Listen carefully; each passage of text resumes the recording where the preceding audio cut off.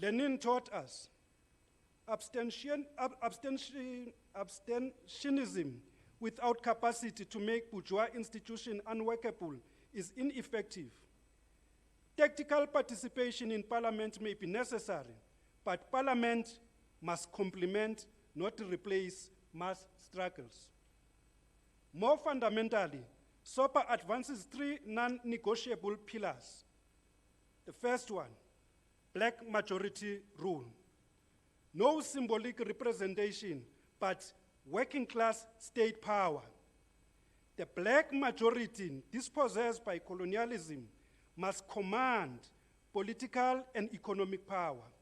Without this, no redistribution, no land return, and no socialism. Second, an independent constituent assembly, elected by the black working class and oppressed, sovereign and outside monopoly capital's control. No parliament designed to protect capital will transform ownership of land and minerals. Only a constituent assembly can draft a new social contract based on collective ownership, Pan-Africanism, and socialism. The neoliberal constitution must be dismantled, not amended. Thirdly, black working class leadership, workers must lead.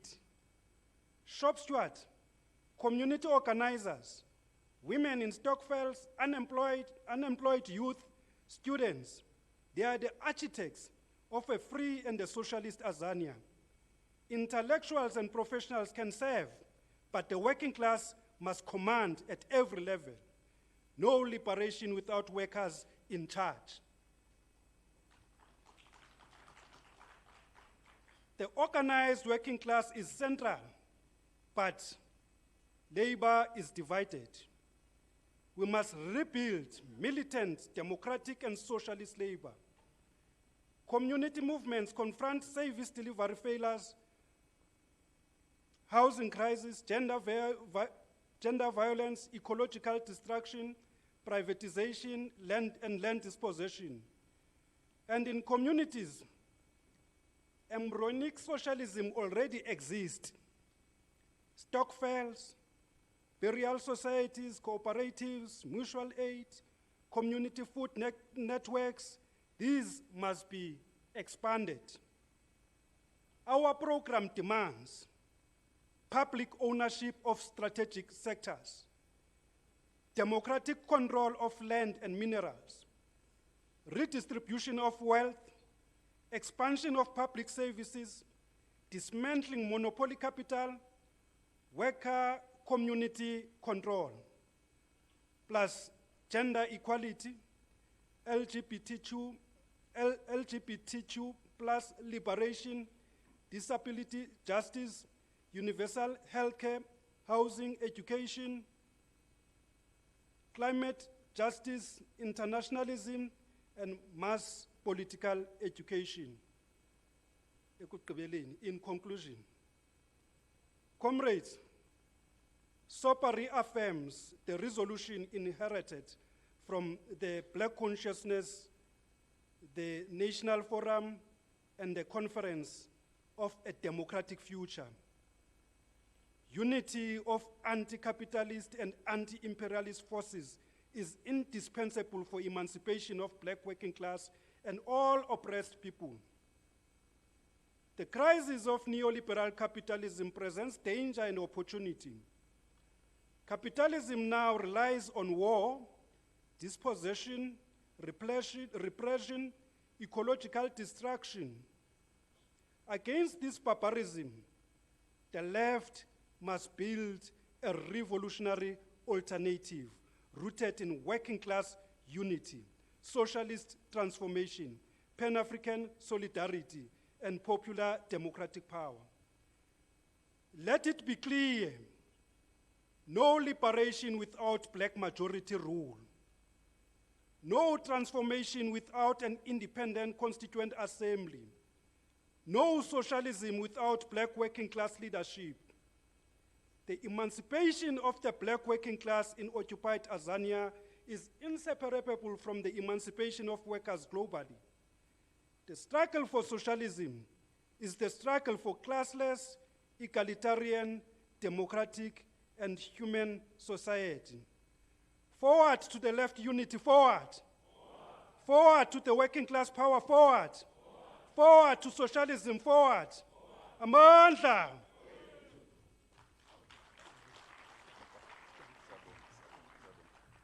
Thank you very much. Thank you very much, Comrade Tammy.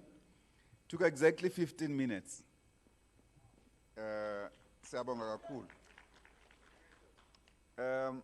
We'll now ask the Pan-Africanist Congress of Azania, the Deputy President, Comrade Jackie Siroke.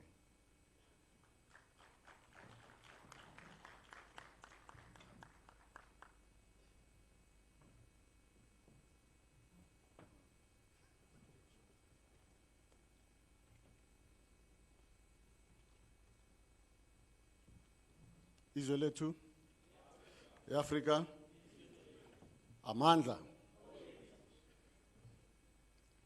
Comrades, I just want to make these points very clear without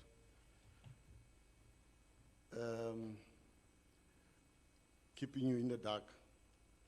The PAC has a history, but in most instances, our points of view are not expressed adequately, particularly on public media. So the points I'm making are to clarify that. First, that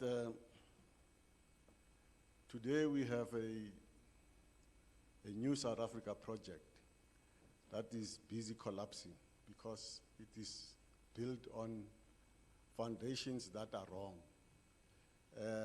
And foundations that are kept in place by the Western powers. The foundations of the New South Africa project is essentially the constitutional democracy that so many of us applaud and think, whilst it has given us a space to express ourselves, it has, on the other hand, created a lot of poverty, abject poverty for the majority of our people. The abject poverty is a force that's clearly designed to favor the rich. And a force like that can be countered by a progressive force that should be clearly designed to favor the majority of the people. The foundations, basically, of South Africa's constitutional democracy belong to what Sobukwe called a colossal fraud. And that colossal fraud is the 1909 Act of Union. That Act of Union, made in the Westminster Parliament of the United Kingdom, created the Union of South Africa, a union emanating from the Anglo-Boer War and its agreement at the Treaty of Renachem. That's the first act of union that came out. It made the Bantustans and kept the land to only a tiny few. That's why the African National Congress and others were established to correct that wrong foundation. In 1961, the National Party made South Africa a republic, cutting itself out of the Commonwealth environment. That's part of the foundation. And in 1983, the tricameral parliament was meant to serve as a countermeasure to say that South Africa was a democratic country. We know the uprisings that actually elevated the struggle in the 80s that we call the decade of the revolution. In 1993, in Campton Park, which is where we are, an interim constitution was agreed upon. And in 1996, the constitution we live in was adopted. And this one that defined the South Africa project was lauded by many legal forces throughout the world as really guaranteeing us the right, the Bill of Rights, and the right to speak freely compared to the problems of the National Party. Now, the PAC position is this, that the supremacy of the Constitution is a better compromise than the supremacy of Parliament, where the ruling party would make decisions that affect us. One of the victims of that supremacy of Parliament is Robert Sobukwe himself. The Parliament could sit and make a clause on an ongoing basis to suppress, repress, and subject majority of people under the jackboot of oppression. The issue, though, with constitutional democracy is that we will have to use legitimate means to overthrow foreign domination. I'll come to that.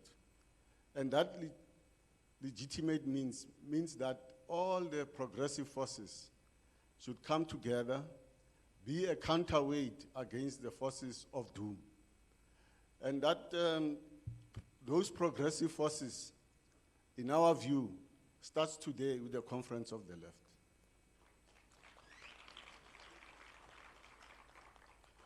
We believe that the left is a broad description. That broad description should include everyone who's closer to being associated with that left description. We will not name names, but the left description must express the aspiration and wishes of the African majority. The transformation that we aim to get must be clearly defined against imperialism and settler colonialism. I know that I'm talking to an audience that understands the classics, the Marxist classics very well. I'll make it even simple for those who don't understand the classics, because some of the languages made there are difficult to comprehend. So Sobukwe told us to talk in biblical simplicity, so you'll understand where I'm coming from. The settler colonialism is an international structure, comrades. Don't be surprised when I say it. It's complex, but it's an international structure that encompasses a lot of countries in the world. I think 2/3 of the countries in the world suffer under settler colonialism, including the US itself. It's a settler colonial state. New Zealand, Australia belong to the category of settler colonial states. Canada as well. The rest of the Southeast Asian countries and Africa have suffered from one form or another of settler colonialism. Settler colonialism is impelled and protected by imperialist forces. Imperialism is the one that allows this government or regimes or leadership that runs these countries not to do as the people wish. So if we fight against settler colonialism, as clearly defined as neo-colonial states that we have in the rest of Africa, as clearly defined in South Africa, where you see some parties not advancing the interests of their own members, but advancing the interest of the imperial centers.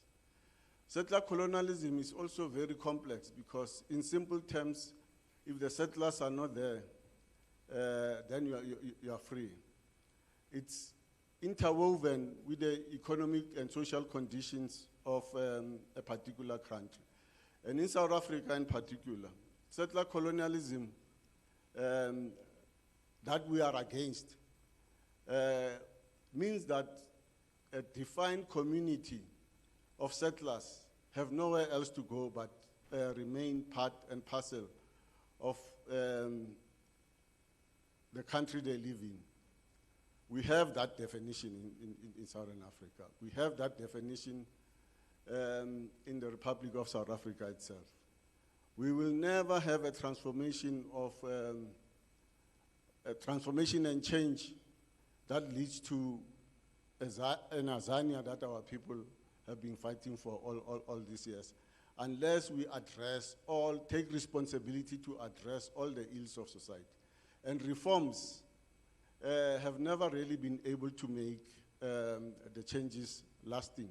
The reforms have actually created a lot of problems for us, as can be seen in the past 30 years. Settler colonialism expresses itself very well in the question of Palestine.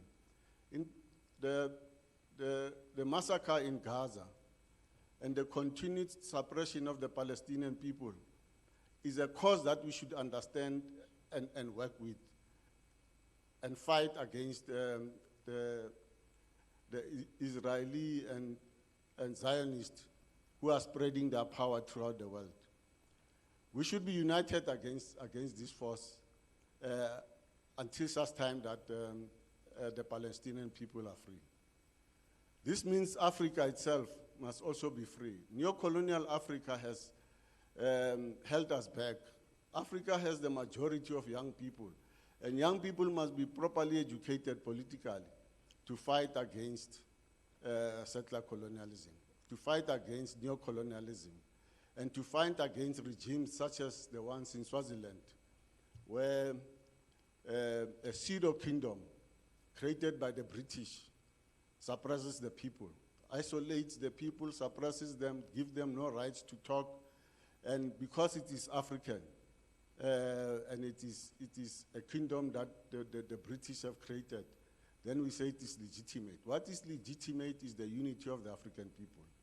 African unity knows no bounds. African unity stands for the unity of the African people continent-wide. It also means unity of the people even in the diaspora. All over Africa, in Brazil, from on the one hand, on the one side, and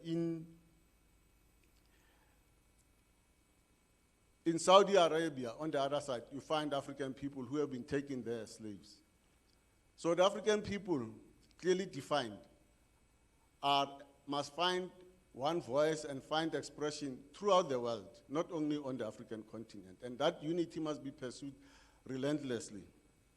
We say that to define settler colonialism is to define imperialism.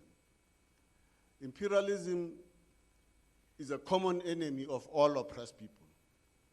We believe that if you find one thing that unites us all, that is where we should focus on. And unity of the progressive forces throughout the world is a unity that will transform the world for the better. We, in the PAC, take an internationalist approach rather than just a local approach. And sometimes we do not find rhythm with those who see South Africa as exceptional because of the position South Africa has put itself on with regard to its colonial history. Because South Africa has a sea route that must be protected by the Western powers. Because South Africa has mineral resources that the Western world wants, and would make it a point that whatever regime comes here protects the Western world. This is a program that was established all these years from the foundation that I told you about that are not long lasting. But that foundation must be uprooted for transformation and change to happen. In the end, comrades, I don't want to run away from this aspect. The PAC's aim and it's one of its third aim, is to establish an Africanist socialist democracy. Our founders defined it like that. And they also said that Africanist socialist democracy must not be associated with totalitarianism. In other words, the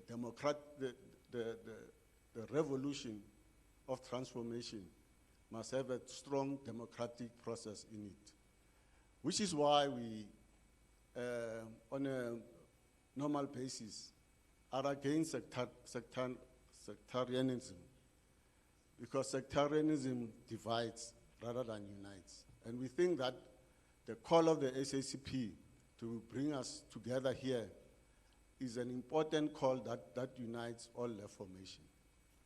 We believe that you'll understand that our contradictions started with the Communist International, the Comintern, and its slow approach to the question of settler colonialism. But studies are being made now, and all the Marxists can now refer to an explanation of settler colonialism from a Marxist point of view, and are able to see the mistakes made by that first session of the Comintern on the Black Republic thesis.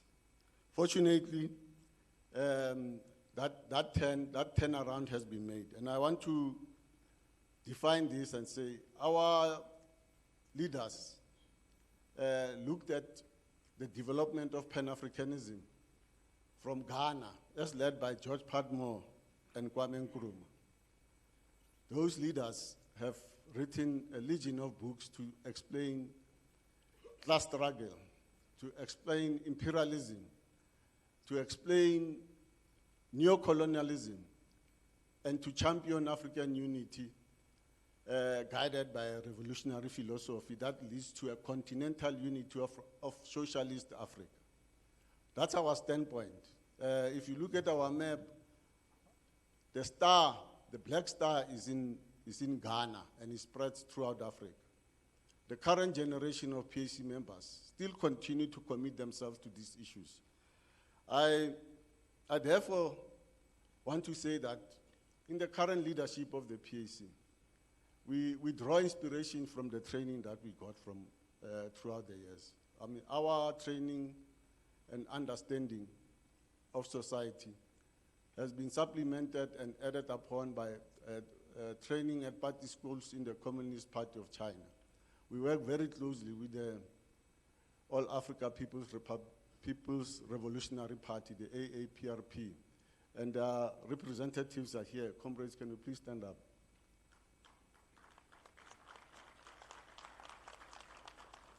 Our international bet is certain, but obviously there's a saying that local is lekker. I believe that in our movement to unite all these disparate forces on the left, it doesn't happen in one setting or one meeting. It's a process that will put all of us together and let us work and champion the cause of the oppressed African people. We believe that some of the errors of the past should not be swept under the carpet. We should learn from them and not be afraid to confront them so that we can move together with a maximum of unity from all angles. And it is for this reason that we believe the shape of a unity of the left must not exclude others who are not in the left. It must expand to draw the people in. And to quibble on small issues would make us lose focus. The focus is to upgrade the living standards, the quality of life of the African people in Azania and on the continent. That's our cause. Isoletu. Africa.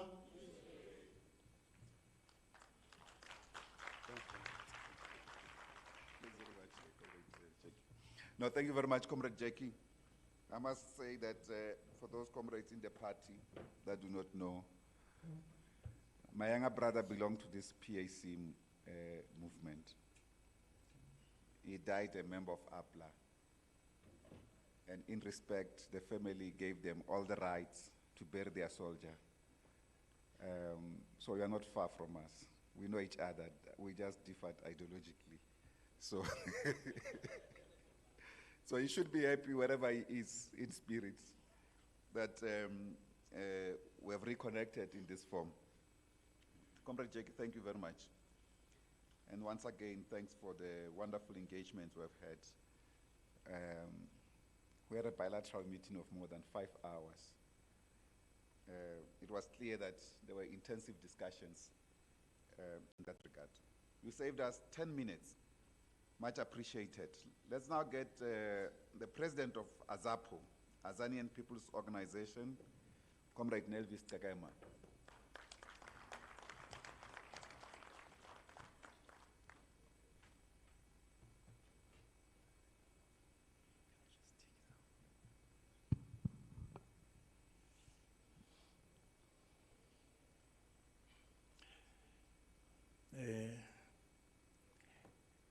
General Secretary, Comrade Suri, thank you very much. I have to say that you did great work as the SACP. I've been wondering, how did you manage to do it? How were you able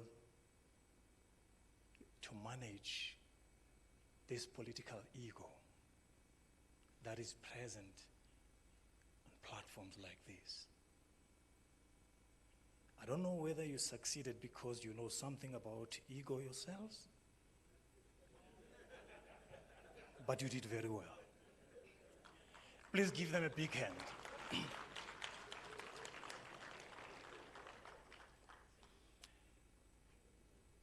It must be some kind of a spiritual symbolism that a body of this nature comes together, and on the year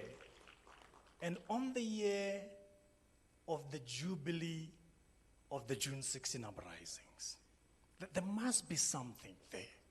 There must be something. Now, it pleases us in AZAPO that a body of this nature is not another national dialogue, particularly in Amorphous one, where everyone just come and talk and pass and come and talk and pass, come and talk and pass. It pleases us. It pleases us in AZAPO that this is not another so-called GNU. It pleases us. It pleases us because if you're talking about a GNU, you know that you are talking about euphemisms which are very dangerous, that are meant to hoodwink the people. Because there is no government of national unity there. We know, and you know, all of us know. Even those people who created it know. They know. In correct political terms, what you have there is a minority government, because nobody was able to achieve a majority. And minority organizations, they came together to form what is called in political terms a minority government.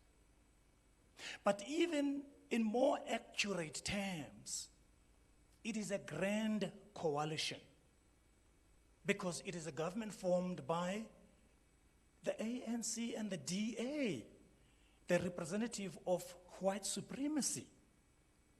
We know that as a fact. We know also that they needed some sanitization, some sugarcoating to be able to draw all of us in there, and then that they can say we're all in here. Unfortunately, they were able to give a lease of life to white supremacy by so doing. Why was it difficult for people, who've been in the liberation struggle, part of the liberation movement, to say, if we can compromise to an extent that we can accommodate the DA, why would it be difficult to accommodate the EFF? Why would it be difficult to accommodate the MKP? Why would it be difficult? If we are so base, so ready to accommodate even snakes, why wouldn't we be able to accommodate human beings that we disagree with?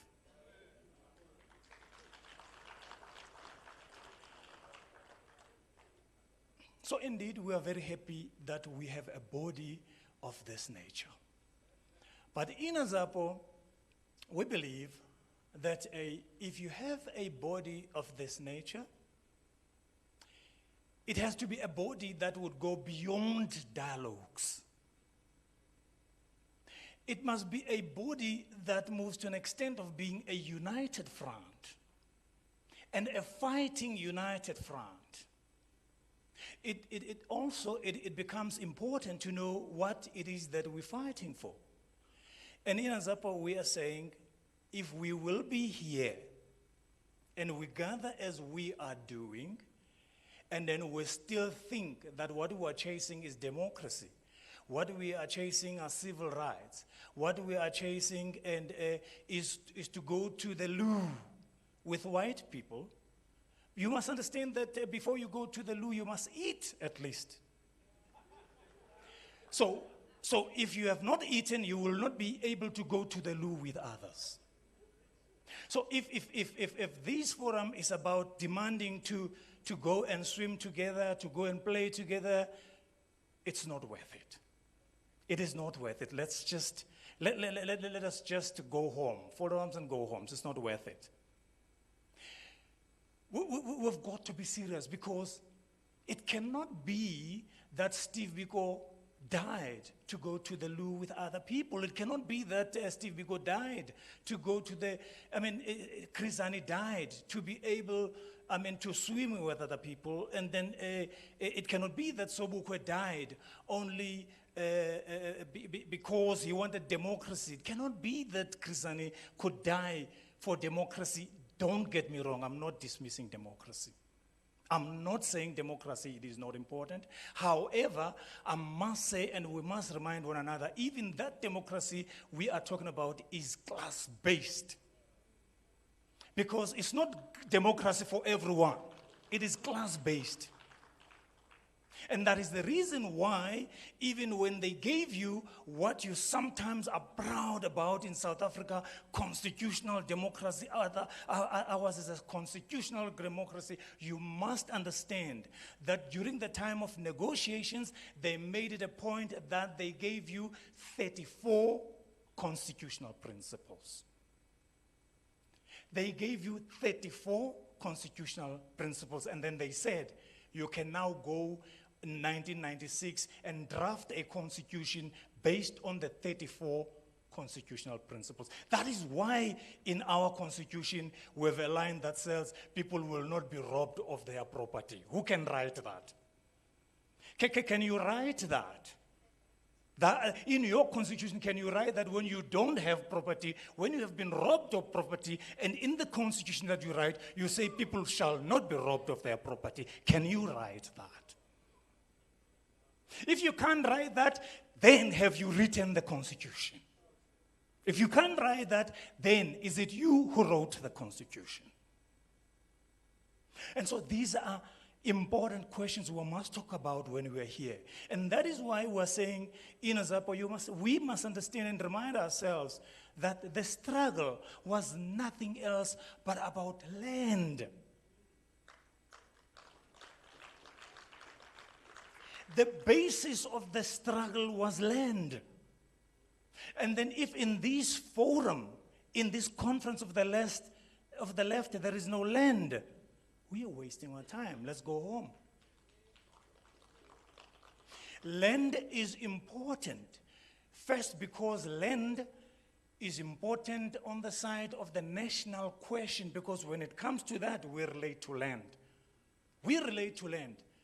Because everything that is here is land. This microphone is land. This paper is land. If you talk about your animals, your goats, your cattle, you're talking about land. If you're talking about your desk you're sitting, if you're talking about your hair, the lights you're talking about here is land. The trees, everything you're talking about, that is land.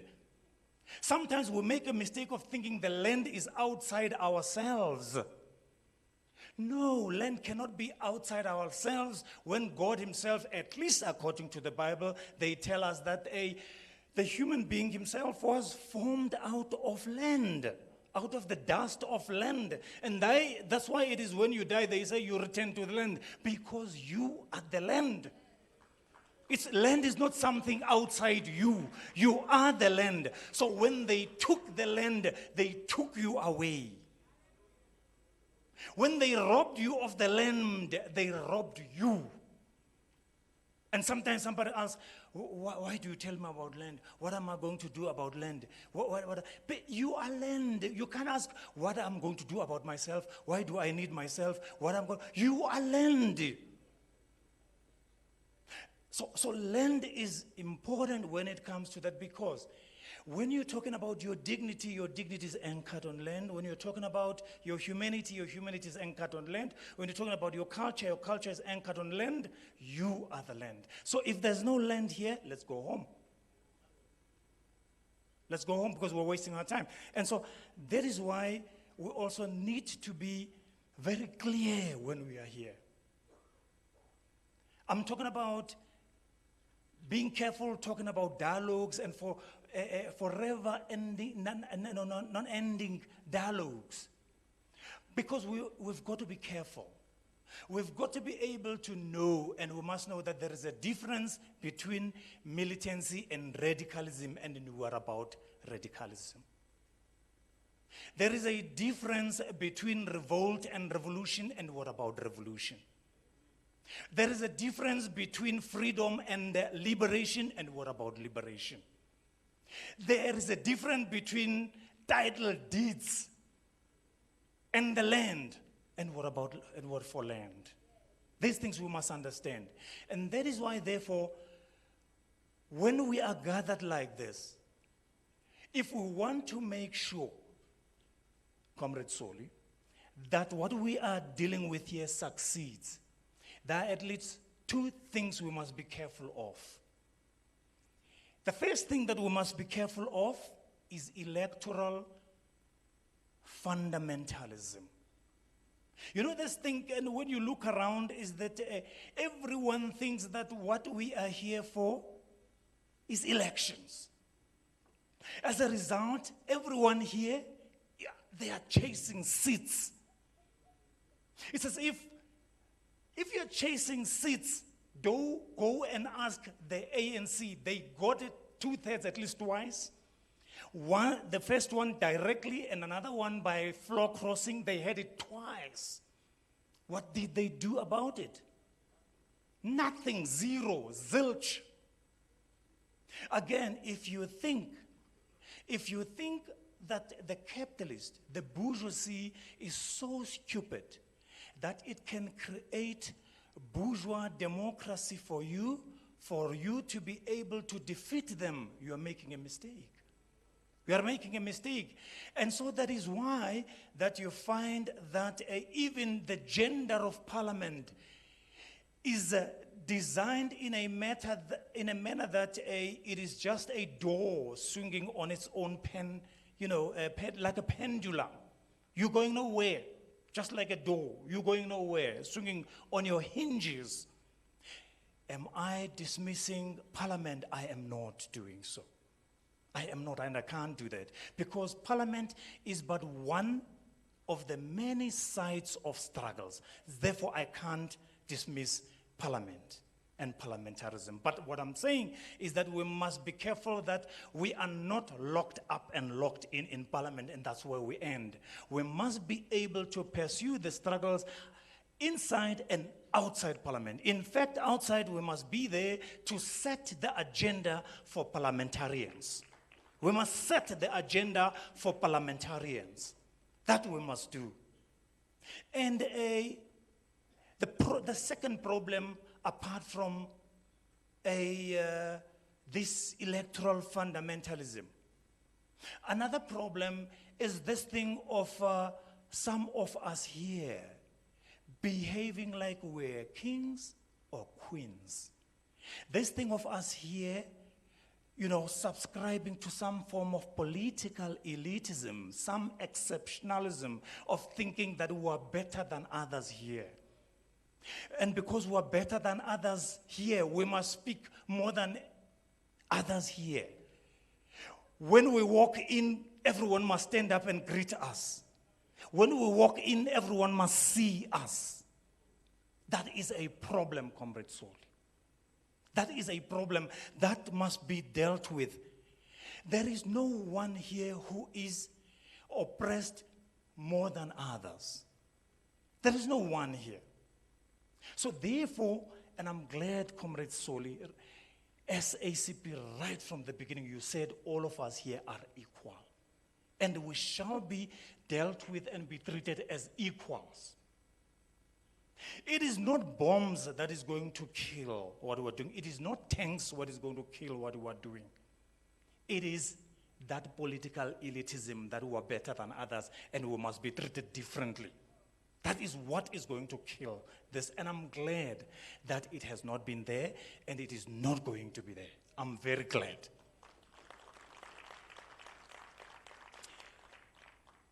And now, we are dealing with a country. When you look about what is happening in the country, because that's why we are here.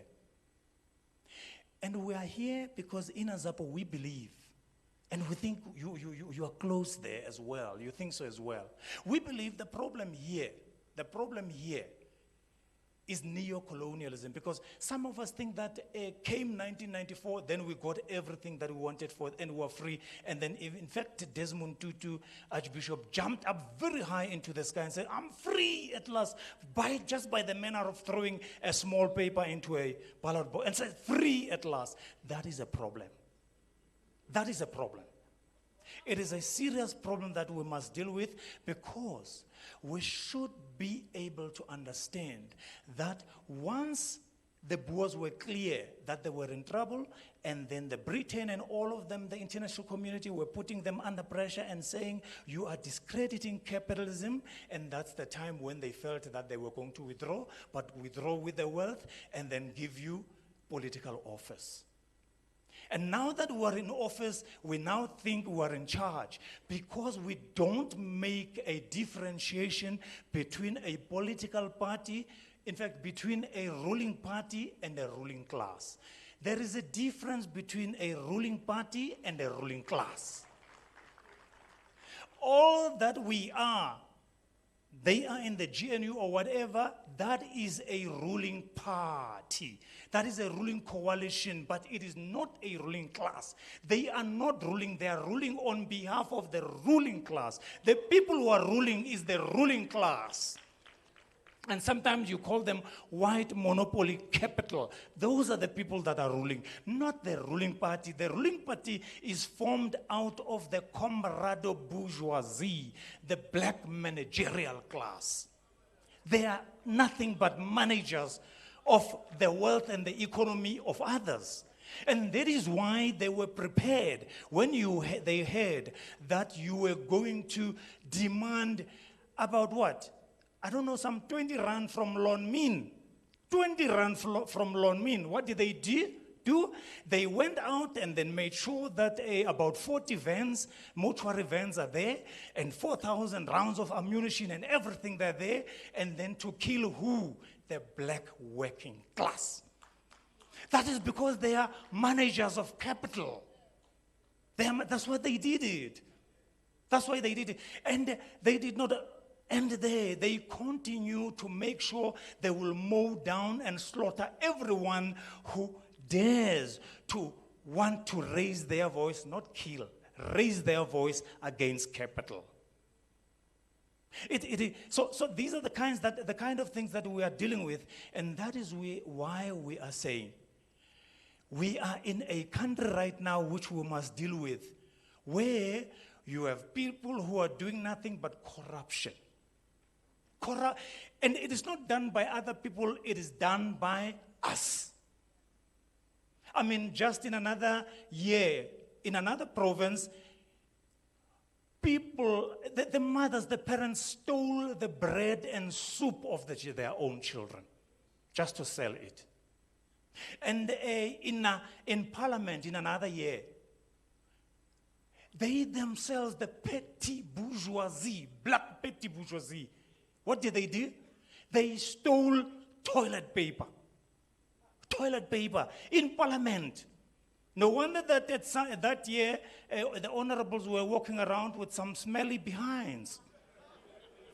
Stealing, it's the petty bourgeoisie. Stealing, doing nothing. The petty bourgeoisie. And that's the reason why the working class here have got to be very careful. You see what we are doing here must be led, and we must say it proudly and loudly. It must be led by the workers, by the working class. The working class must be very careful. Must be very careful. The working class should not trust me, Comrade Soli, and all of you sitting here, the petty bourgeoisie, the comrade bourgeoisie, because by virtue of your relationship to the means of production, you know that you are not trustworthy, you vacillate. And that's the reason why you refuse to commit class suicide. That's why you cannot be trusted by the working class. The working class must not depend on representativity leadership, on proxy leadership. It's not going to work. Lead yourselves. Be, as Marx has said, be a class in itself and for itself. Be a class in itself, but most importantly for itself. So therefore, the working class must lead, and it must be seen to be leading. And I think I've said what I wanted to say, Comrade Soli. And I'm glad that I've angered quite a few petty bourgeoisie. Because you see, the petty bourgeoisie do not like to be told that they are the petty bourgeoisie who are vacillating. They don't like to be told. And that's because they don't like to be told and we don't tell them, what do? They then start still, can you imagine a petty bourgeois being elected on the basis of 1 billion being raised, and then after that 1 billion is raised, then say, no, I don't want you to know who gave me the 1 billion rand. They seal the accounts. Can you imagine a petty bourgeois telling us that he is a president and then not shying to tell us that I am a president, but I'm also involved in private business? He's telling you, and the media sees nothing wrong with that. The Constitution is saying you cannot be the president and be involved in private business, yet all of you see nothing wrong. A panel of experts led by a former Chief Justice is saying, we are not finding you guilty. All that we are saying you have a case to answer. And then because they are saying, no, they are saying, you have a responsibility to take the nation into confidence. And a president says, no, I'm going to take you to court. You can't say, I must take the nation into confidence. Thank you very much.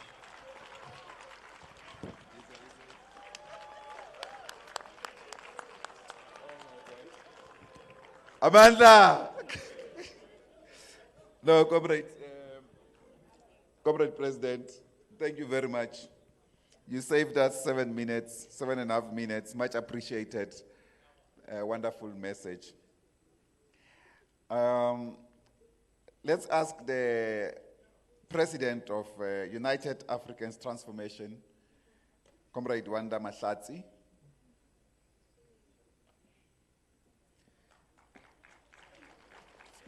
And I must tell you that in our discussion, the land question.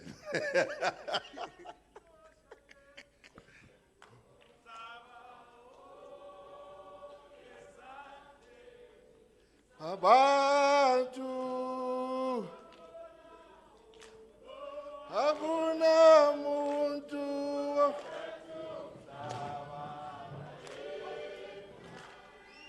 Socialism. What's like it's more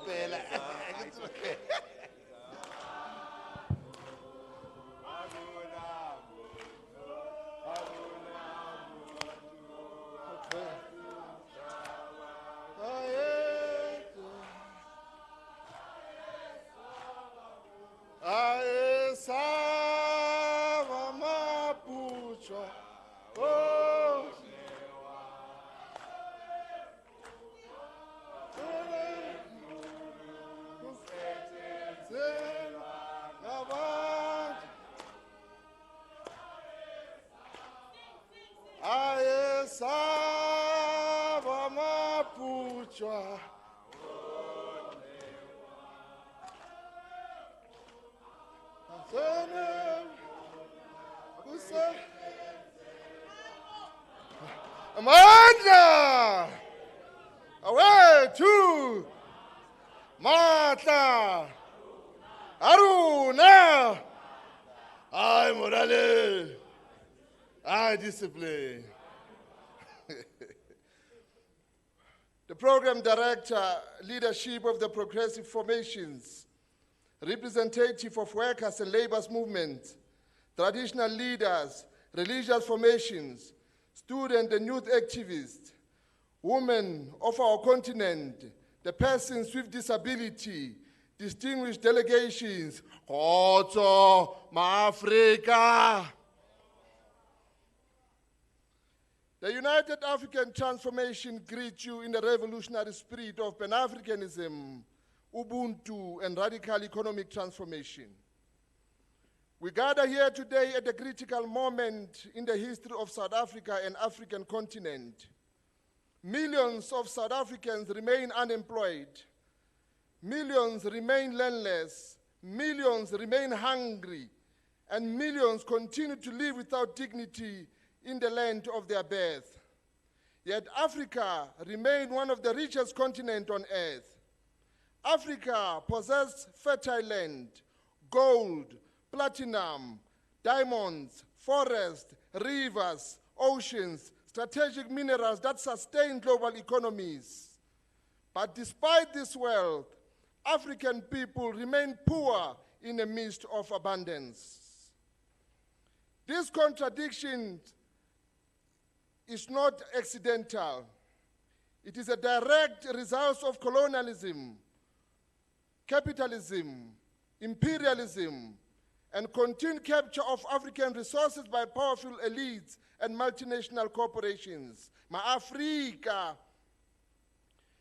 We believe that the land question remained the central question of the liberation of Africans and across all African continent. When the UAT speak about the land, we do not speak narrowly about the farms alone. We speak about our mountains, our rivers, our forests, our oceans, our minerals, our livestock, our agricultural land, our indigenous knowledge systems, our food production system. Because land, it is not merely a property. Land is identity. Land is dignity. Land is spirituality. Land is sovereignty. Without the land, political freedom becomes symbolic. Without the land, democracy becomes incomplete. Without the land, Africans remain laborers in the economy of others. Our people are hungry, and we must speak honestly about this crisis. Hunger in Africa, it is not natural. Africa is not poor. Africa is deliberately impoverished. Our people remain hungry because they do not control production. They do not control the economy. They do not control the food system. Large corporations determine what our people eat, how much they pay for food, and how food is produced. The painful reality is that Africans consume food produced through systems they neither own or control. The UAT rejects this system completely. We believe food sovereignty is a revolutionary question. African people must grow their own food, African communities must control agricultural production. Emerging farmers must receive land, infrastructure, machinery, water access, finances, and market opportunities. Our people deserve to know what goes through their food production process, because food is not simply a commodity. Food is life. Food is dignity. Food is sovereignty. Ma-Afrika. All these objectives are not realistic under the neoliberal tragedy and capitalism mood of production. This crisis-ridden capitalist system has failed our people and is continuing to bring misery and unemployment, poverty, landlessness, and indeed a modern-day slavery. The UAT is guided by the three fundamental principles: Pan-Africanism, Ubuntu, and radical economic transformation. Pan-African teaches us that African liberation cannot be fragmented. The suffering of Africans in South Africa is connected to the suffering of Africans across the continent and throughout the global South. The exploitations of African minerals in Congo is connected to the economic exploitation in South Africa. The decentralization of African states is connected to the imperial control of resources. Pan-African therefore demand African unity politically, economically, intellectually, and spiritually. Africa cannot rise divided. Africa cannot prosper while dependent on the former colonial powers.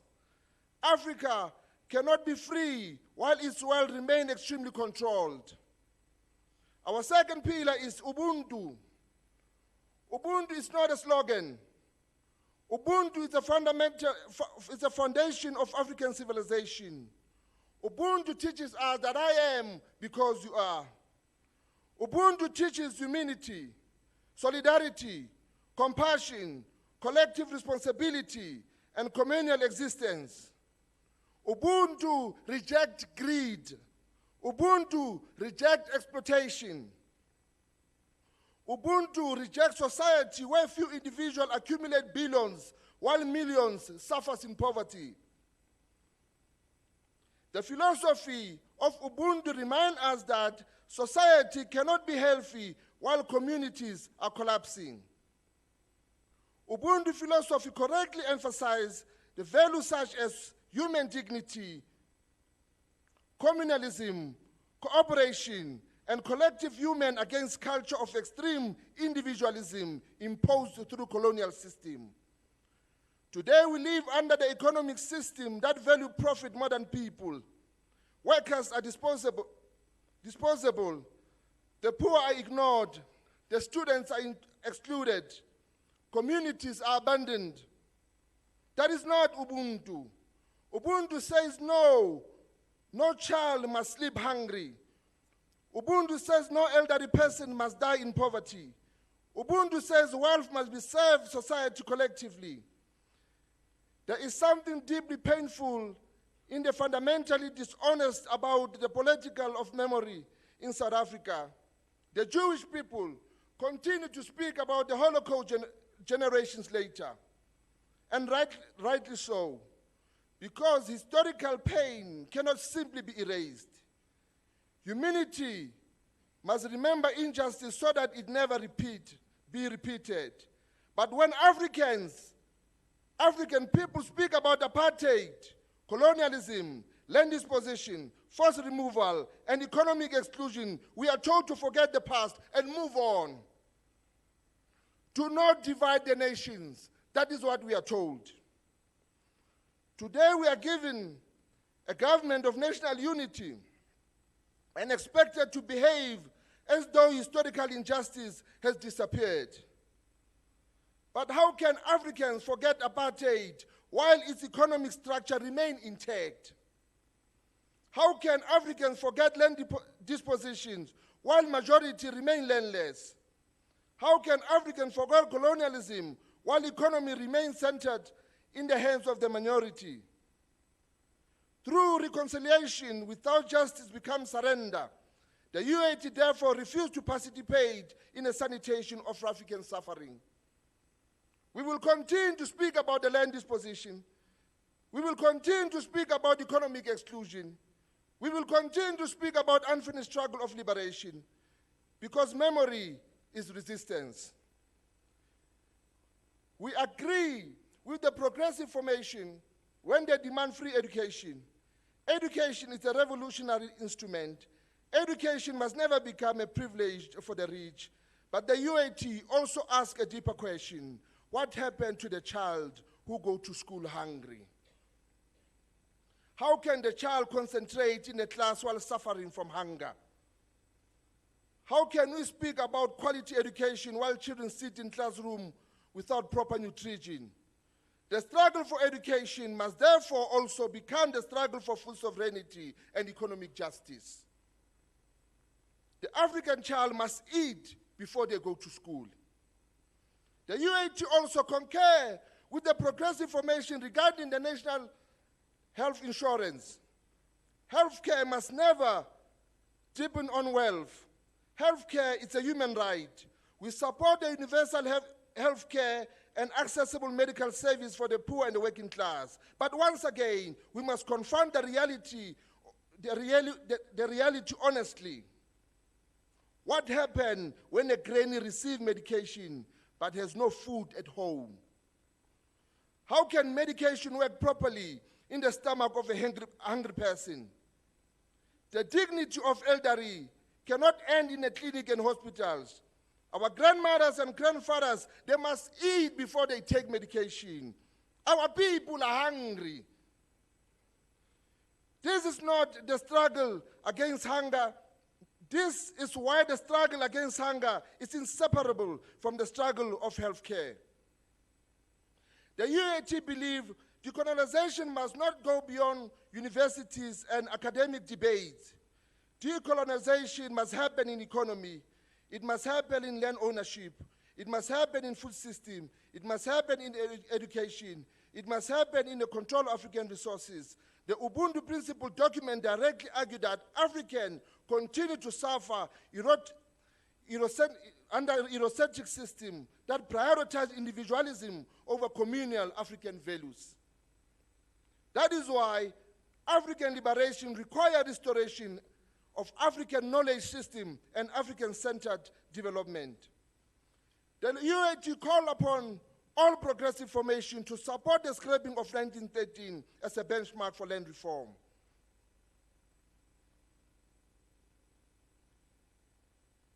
Why must Africans negotiate liberation with colonial timelines? As UAT, we even reject 1952 marked the beginning of disposition of land. Let me correct that. We reject 1652 to mark the beginning of land disposition in South Africa. This view erases the deeper Pan-African history of our continent. Our people's presence, sovereignty, and civilization on the land long debated before 1652. Historical records and rich African oral tradition showed that establishment kingdom and society, such as the great empire of Mutapa, were flourishing as back as the century AD and even BC across southern and central Africa. Long before the Dutch East Indian Company arrived, our ancestors were already encountered and engaged with foreign powers. The African struggle did not begin in 1913, so we reject 1913 as a benchmark for land reform. The real question is, who owns the land? Who controls the resources?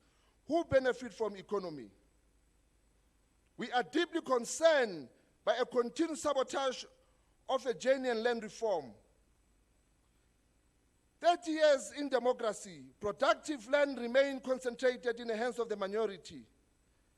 Emerging farmers continue to face exclusion from finance, infrastructure, water access, and market opportunities. At the same time, deliberate bureaucratic obstacles frustrate meaningful distribution. And when black farmers struggle under impossible conditions, The failure are weaponized against African people. We are told that Africans cannot farm. But history will tell you a different story. African civilization fed themselves long before colonial conquest. African communities mastered agriculture, irrigation, cattle farming, environmental sustainability centuries before the European occupation. The problem is not African incapacity. The problem is structural exclusion. The radical economic transformation, therefore, not an option, it is a necessity. Radical economic transformation means returning the land to the people, build African industries, benefit from minerals locally, creating jobs, supporting cooperatives, and ensure Africans will benefit Africans first. We reject an economy where minerals leave Africa cheaply and return as expensive finished product. That economic model is colonialized. Africa must be industrialized. Africa must manufacture. Africa must build self-sustained economy. The crisis facing South Africa today, it is not only economic, it is also moral and social. We are witnessing rising crime, substance abuse, gender-based violence, hopelessness among youth, and the collapsing social cohesion. But why? Because inequality destroys societies. A nation cannot remain stable while millions are excluded from dignity. Ubuntu teaches us that the well-being of the person is connected to the well-being of the collective. Rebuilding South Africa, therefore, requires rebuilding social solidarity and economic justice. The progressive forces of this country must unite. The poor cannot eat political divisions.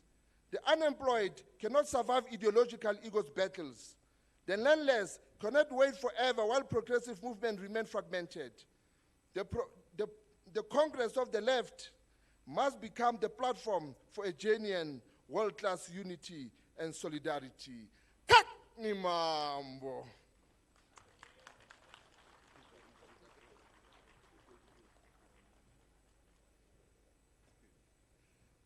Thank you very much, Comrade Wanda Mahlatsi, President United Africans Transformation. Yeah, you were spot on the issues regarding the land question, the principal form of property relations in society.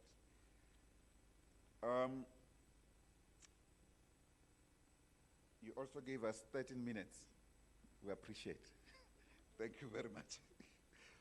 Let me now call Comrade, the Deputy President of Maibuye Africa, Comrade Tato wa Mahogodi. Comrade JP.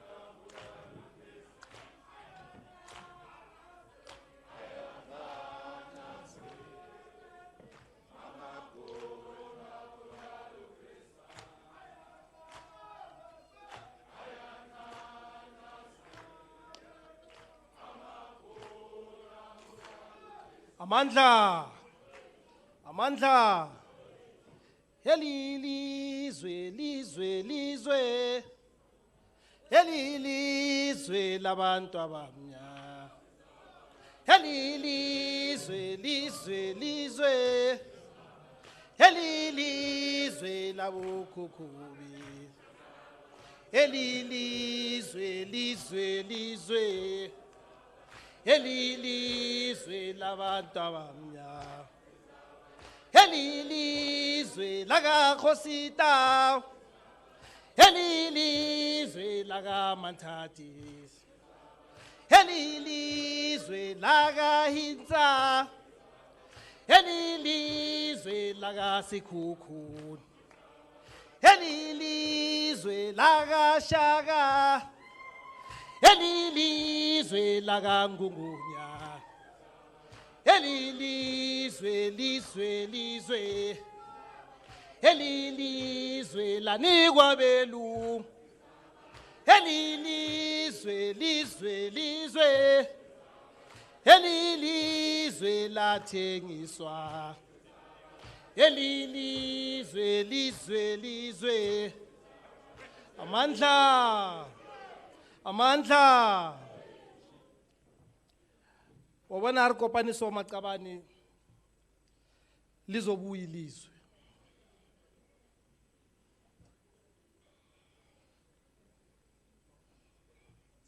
long live the revolutionary spirit of the left forces, long live. Long live the undying spirit of Kwame Nkrumah and Chris Hani, long live. Long live the undying spirit of Kwame Nkrumah and Chris Hani, long live. All power,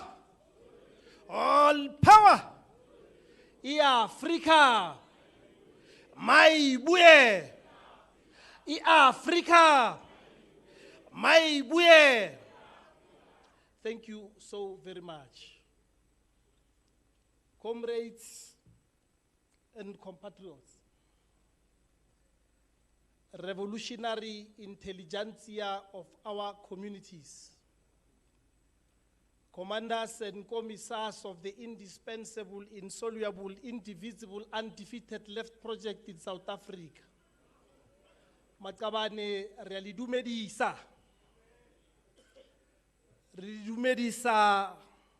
ka lefoko le le reng e tla boya Africa. But I think, comrades, we must first agree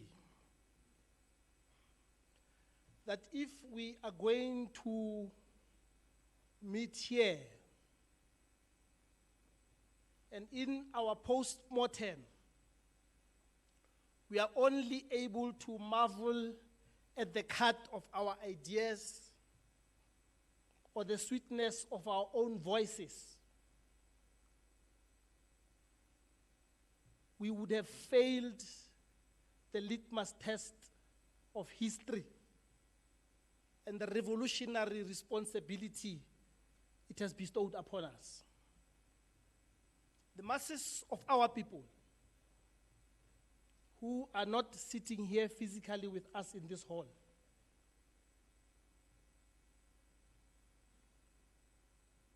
have high expectations of us. They are not expecting us, comrades, to add another shade of red on our banners or posters. They expect of us, Comrade Chair of the session, Comrade Secretary General Soli, to come out of here with clarity about how we are going to create conditions in this country that are going to give them access to buttered bread every day that does not have to compromise their dignity. The masses of our people, comrades, who are not gathered here with us physically, are expecting us to come up with solutions that will create a climate in this country where we are going to be able to create access for them, access to reliable water and electricity in a decent home, the cost of which does not have to subtract from the grant of the child. When they listen to us here, they expect of us to come with practical solutions that will create a climate in this country where we will be able to create access to sustainable jobs that do not need the agreement of capital. That is what is facing us here, comrades. Now, our interest is the Africa Maibuya movement. We are here to come and ascertain at first hand for ourselves whether this is the platform that will give concrete expression to those immediate and urgent challenges of our people. If indeed this platform is able to do that as it should, then we will be able to stand on top of the highest mountain and declare without any fear of contradiction that this is the right collective revolutionary main house, and that if we we have to stick to those that we belong to, they must remain back rooms through which we will be able to peep in the window for political direction from the main house. So there is high expectation from this session as the country wants to know what we are going to come out here with.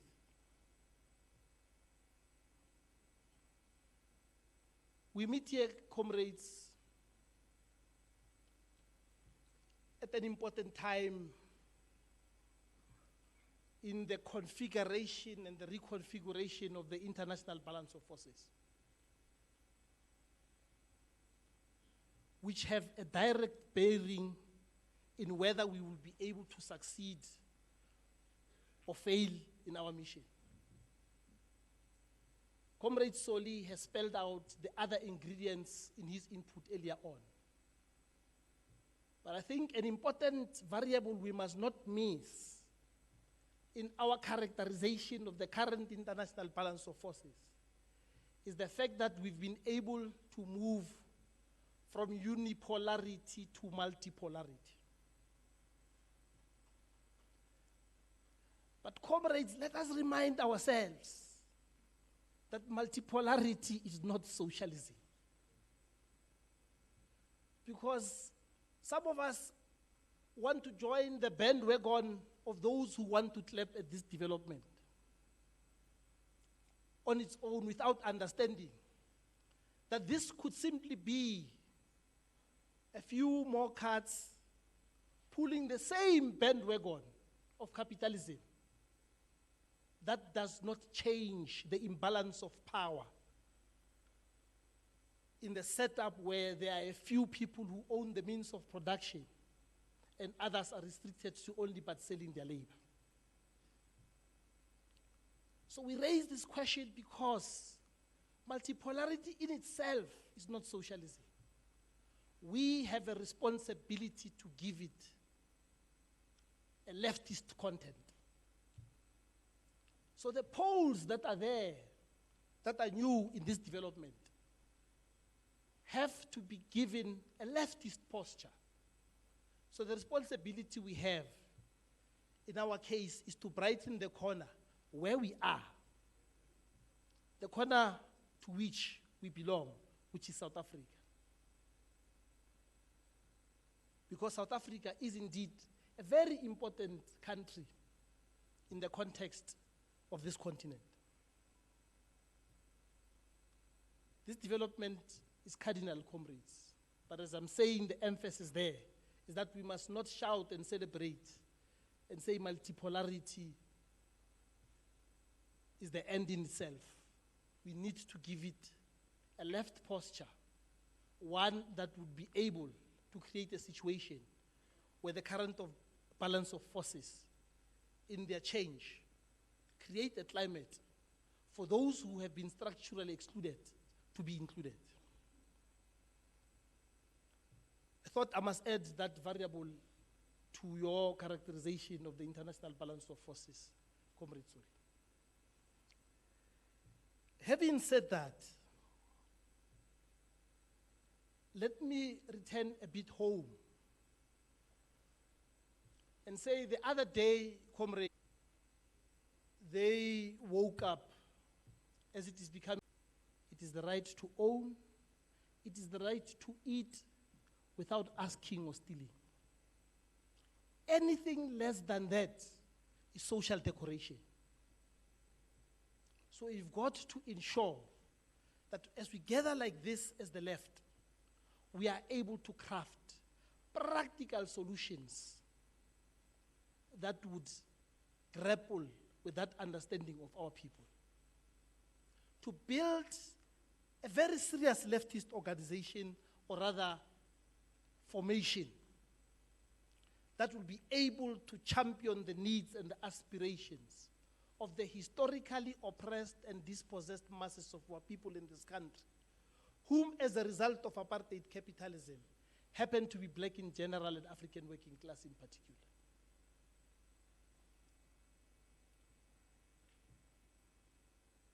But to achieve all of that, comrades, we are warned in the classics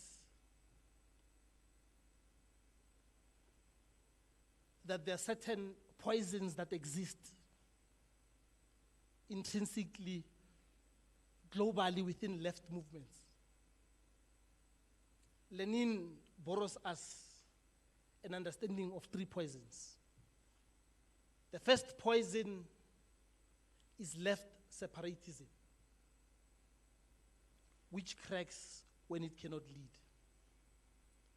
The second poison is left opportunism, which bends when it cannot stand.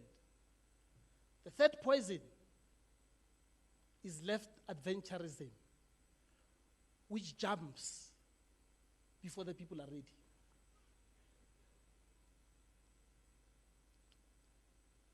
Karl Marx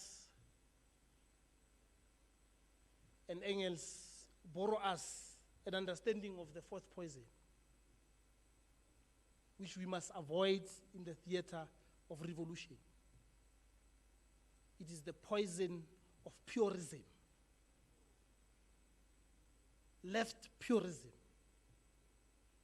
which simply means that you believe that you are the one who understands socialism better than others, and therefore others will dirty you when they come closer to you. It breeds this tendency that organizations are formed on the basis of isolationism, criticizing other left formations just for the sake of it, without understanding the agenda that must ground the project. Left purism. Now, we want to suggest to you today, comrades, that in order for us to succeed in 2026 with this offensive, we are going to have to understand that these poisons will come in new bottles, and we must not allow them to pop in this left conference moving forward, if we are to protect this progressive sobriety of the energy that we see here in this room today.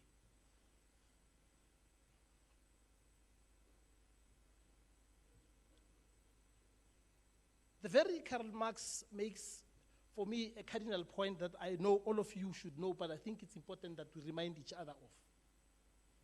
In the 11th thesis of Feuerbach, he says that philosophers have interpreted the world in various ways. The point, however, is to change it.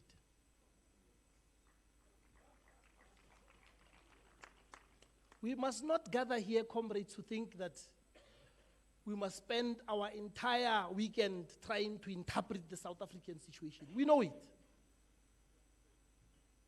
The point is, how do we create a sustainable formation that will be able to dislodge our opponents in order to ensure that we are able to affirm those that have been structurally excluded. I always like saying that the greatest threat to any revolution is not the competence of its detractors, but the complacency of its protagonists. Let us spend less time worried about the Moonshot Pact in our deliberations and its drivers. Let us spend more time about how we are going to keep ourselves intact. as a formation that must liberate our people. So the point we are making as Africa Maibuye is that we've got to keep those things in check. Comrade Soli, I will not descend from this podium without mentioning something that I think is cardinally important. The link between theory and practice, which is praxis.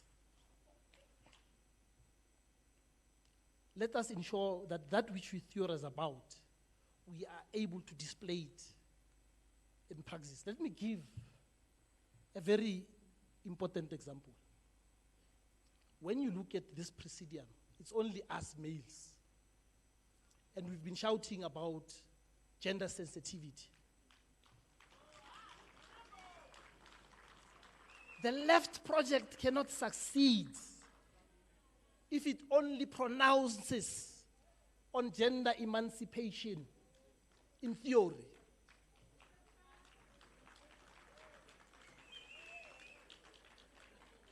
If anything, comrades, we may want to agree that we adopt the triple oppression thesis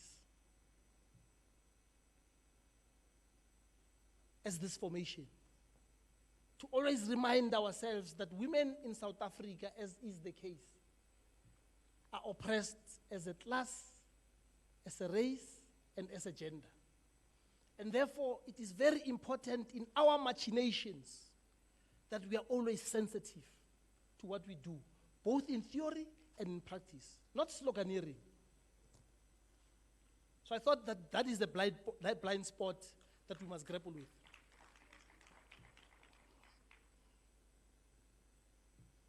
Having said all of these things, comrades, I think it's important to also spell out from the onset and say it plain that as the Africa Maibuye movement, we subscribe to the notion of scientific socialism, not utopian socialism. But our point of emphasis is that this must be socialism with South African characteristics. We must not import it from overseas like a suit.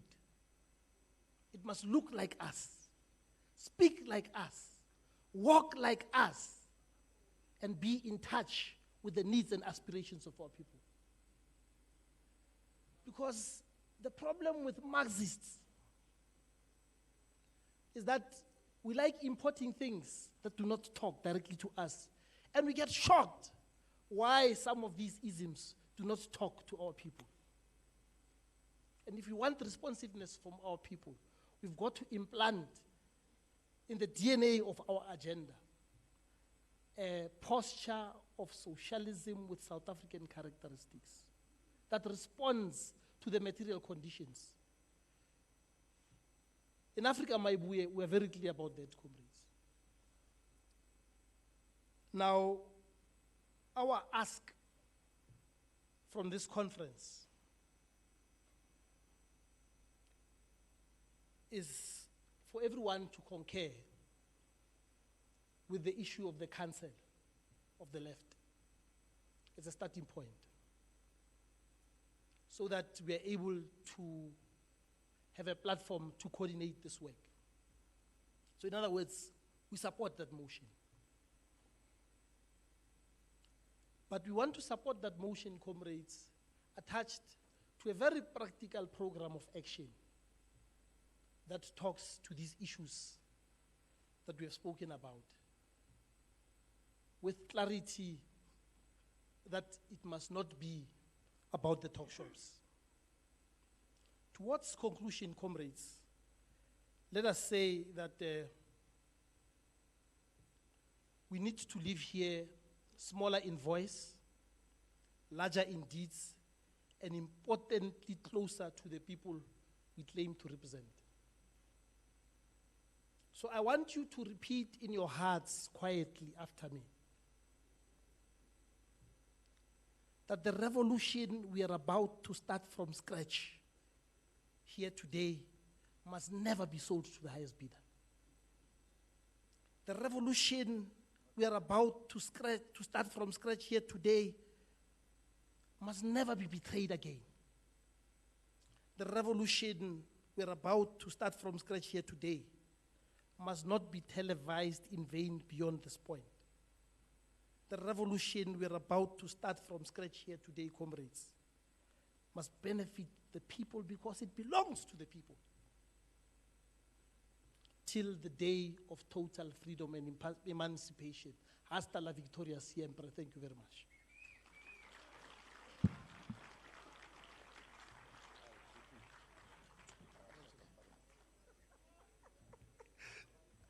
Yeah, thank you very much, Comrade Deputy President of Maibuye, Africa Maibuye.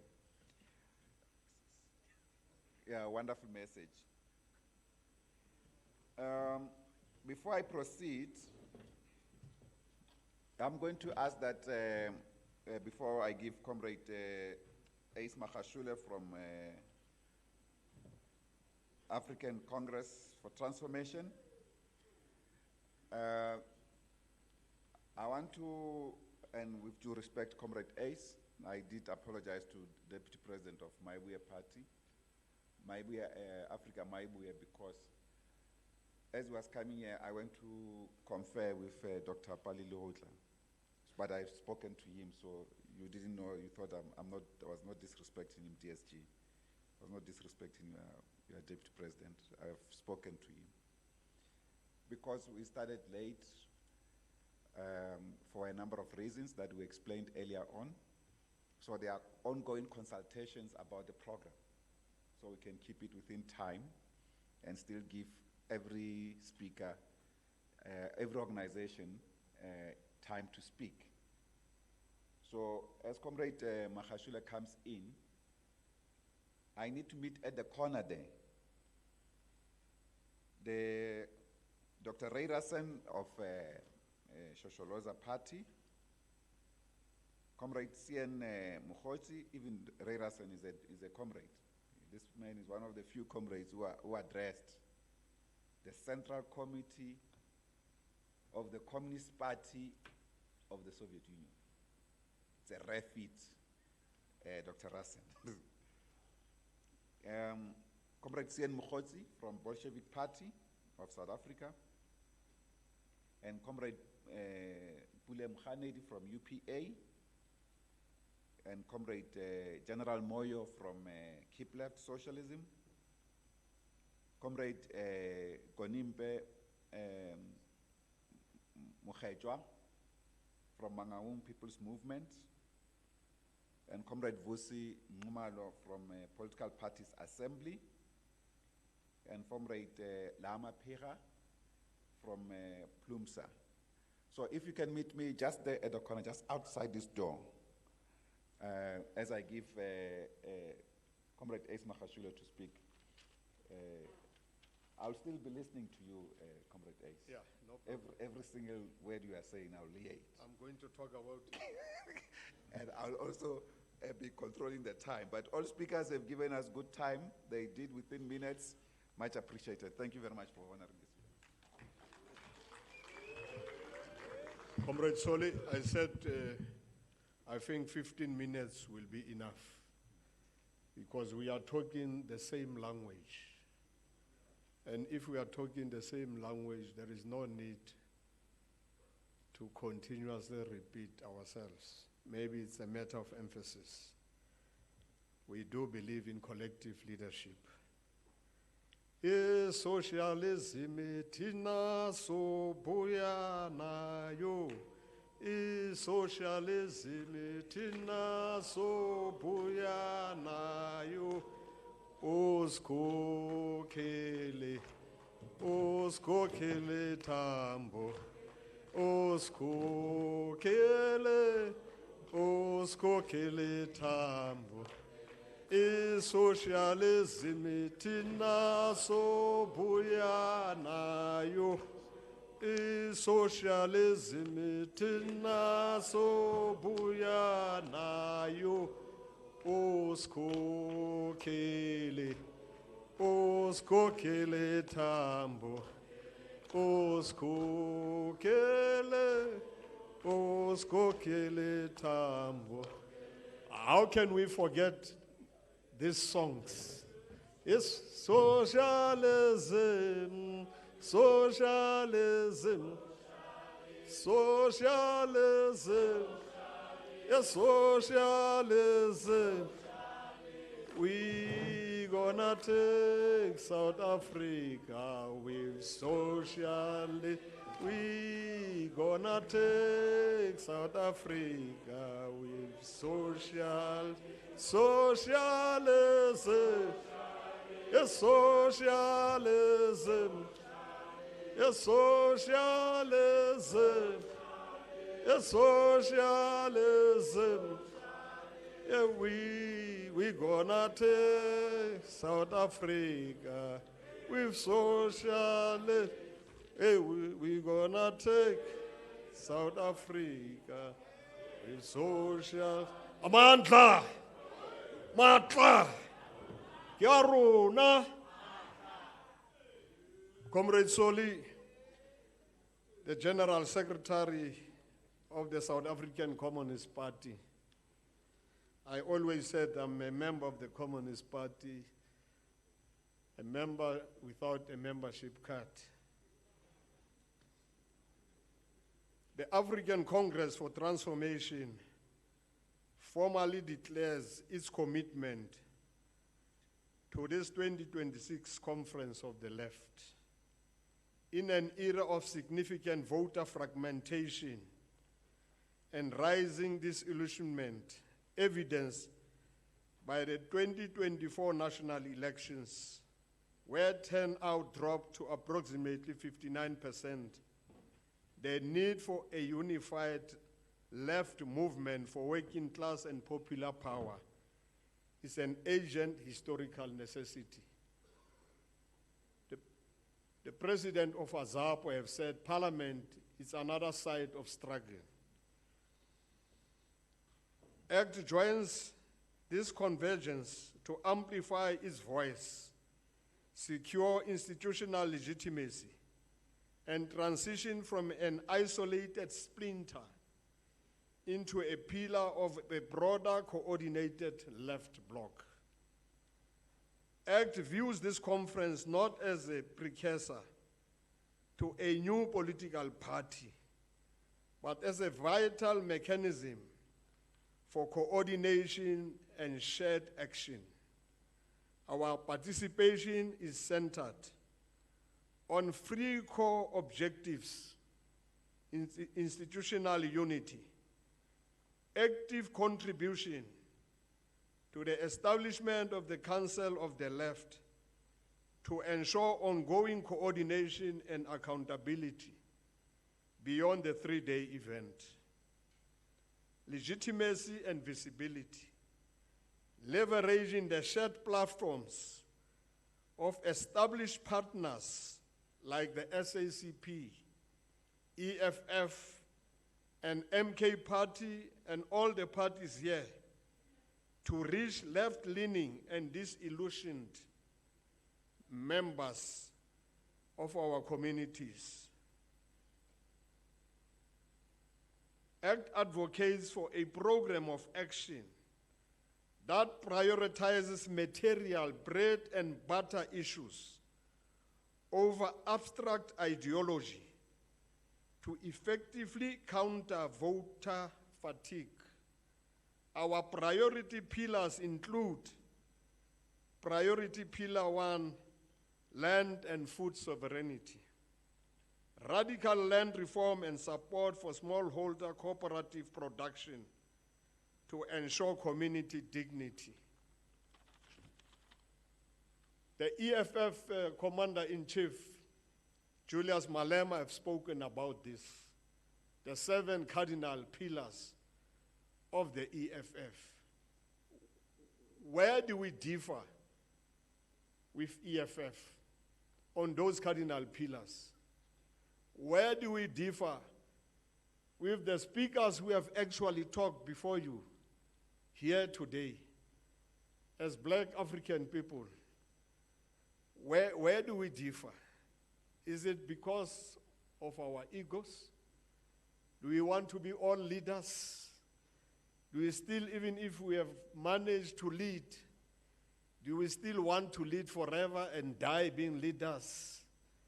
Is it not time to recognize that in South Africa today, and we believe that we belong to one human race. We are against racism. But in South Africa today, there are only two white parties. It's the DA and the Freedom Front. Why do we, black African people, have more than 700? Somebody was telling me now, we have 702 black parties which want to participate in the coming local government elections. What divides us so much that we cannot come together? When we see that the people we are claiming to represent, we can see that they are hopeless, they are about to give up. When you campaign, they don't want to talk about any political party. What else are we supposed to do? Is it not the time to ask a question? What is to be done now? And I think that time has arrived. We are supposed to sit here. We went to China at some stage. During our visit, the Chinese said, "Hey, tell us, you guys, we always notice your conferences. In a conference, you are 6,000, you are 5,000. Where is quality engagements and discussions?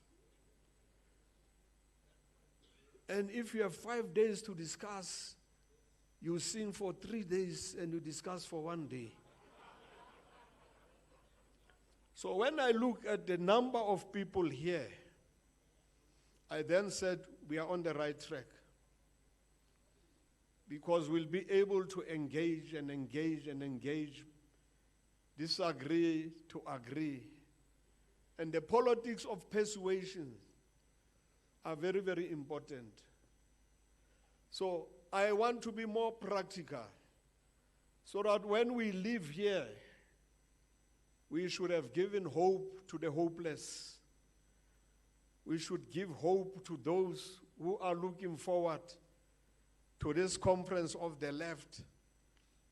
I was a student at a university, and we discuss all the time student politics, the isms, the doctrines, and we have never agreed at any given stage and time. This is the time not for isms. You have heard somebody saying, that is not the conference of the left. But it was good for Comrade Soli to say, and it was not solely Mapail. It has always been the position of the South African Communist Party. But to isolate Comrade Soli, it was quite deliberate. And that's what they have done. That's what the enemies of the revolution have done. When we were in Cuba in 2018, with Comrade Tony Engeni, with Comrade Stumo Dlamini, the then president of COSATU, the Cubans said to us, you have entered another struggle now. You have taken serious conference resolutions. You want to nationalize the Reserve Bank? Are you sure? You want to expropriate land without compensation? Are you sure? Those cardinal points Malema is talking about, the Cubans said, now the real struggle begins. And that struggle began in 2018 after the ANC 2017 conference. And in struggle, you see negation of negation. You see those contradictions. In 2012, we brought some of these people who are in charge today. 2012, Karl Neuhaus. It's us who brought the current president of the country and the ANC. COSATU and SACP said no in 2012. We moved forward. In 2017, we said no. COSATU and SACP said yes. So we look at these things, and Zuma said no. Fundamental mistake in history, and you'll regret forever. But that is politics. The time will come, and this is the time for us to give people hope and to change the pace and tempo of struggle. The time is today. If we miss this opportunity created by the South African Communist Party, there will never be any other opportunity. This is the time, and the time is now.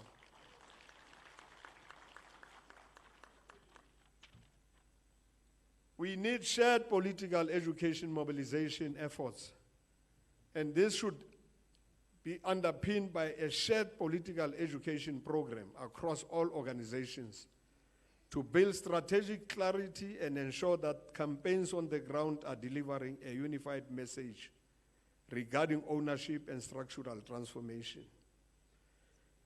In conclusion, ACT recognizes that the measure of the conference success lies in a sustained post-event organizing.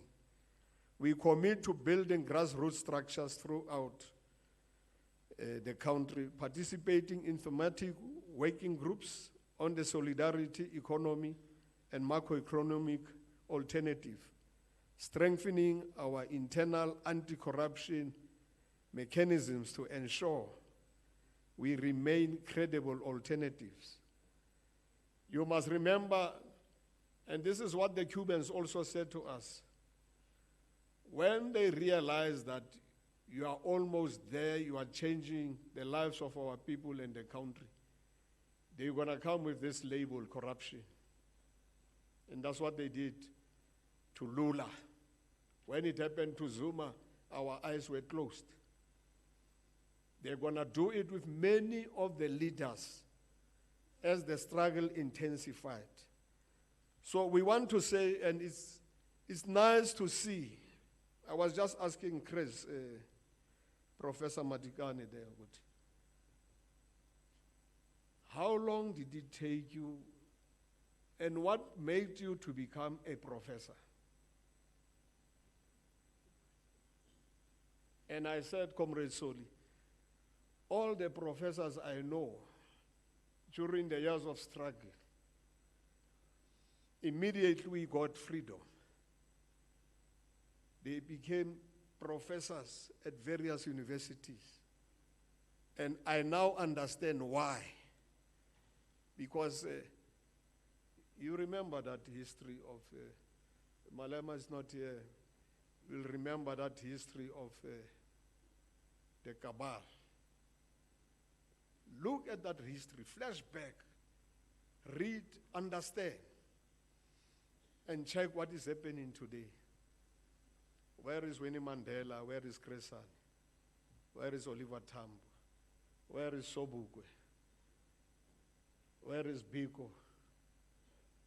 So our giants are all here. They are no more here.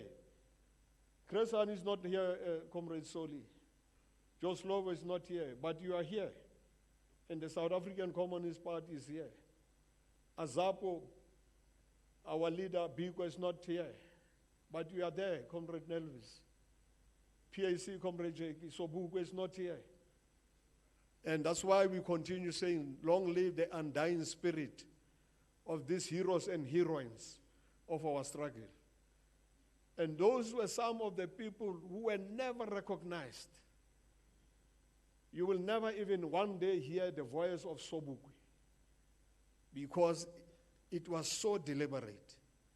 So you have created this platform, Comrade Soli, and we agree with you in conclusion that this historic conference must agitate us to rebuild the rudimentary organs of people's power.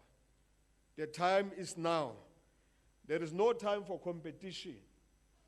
And I've always argued with President Zuma's MK that recruiting Esma Khashule into MK is not a solution. Convene a meeting of all political parties and those who are still liberation organizations, because they have following. Don't say join MK. Let's discuss and say which vehicle can drive us and take us from here to the destination where we want to see this new revolution.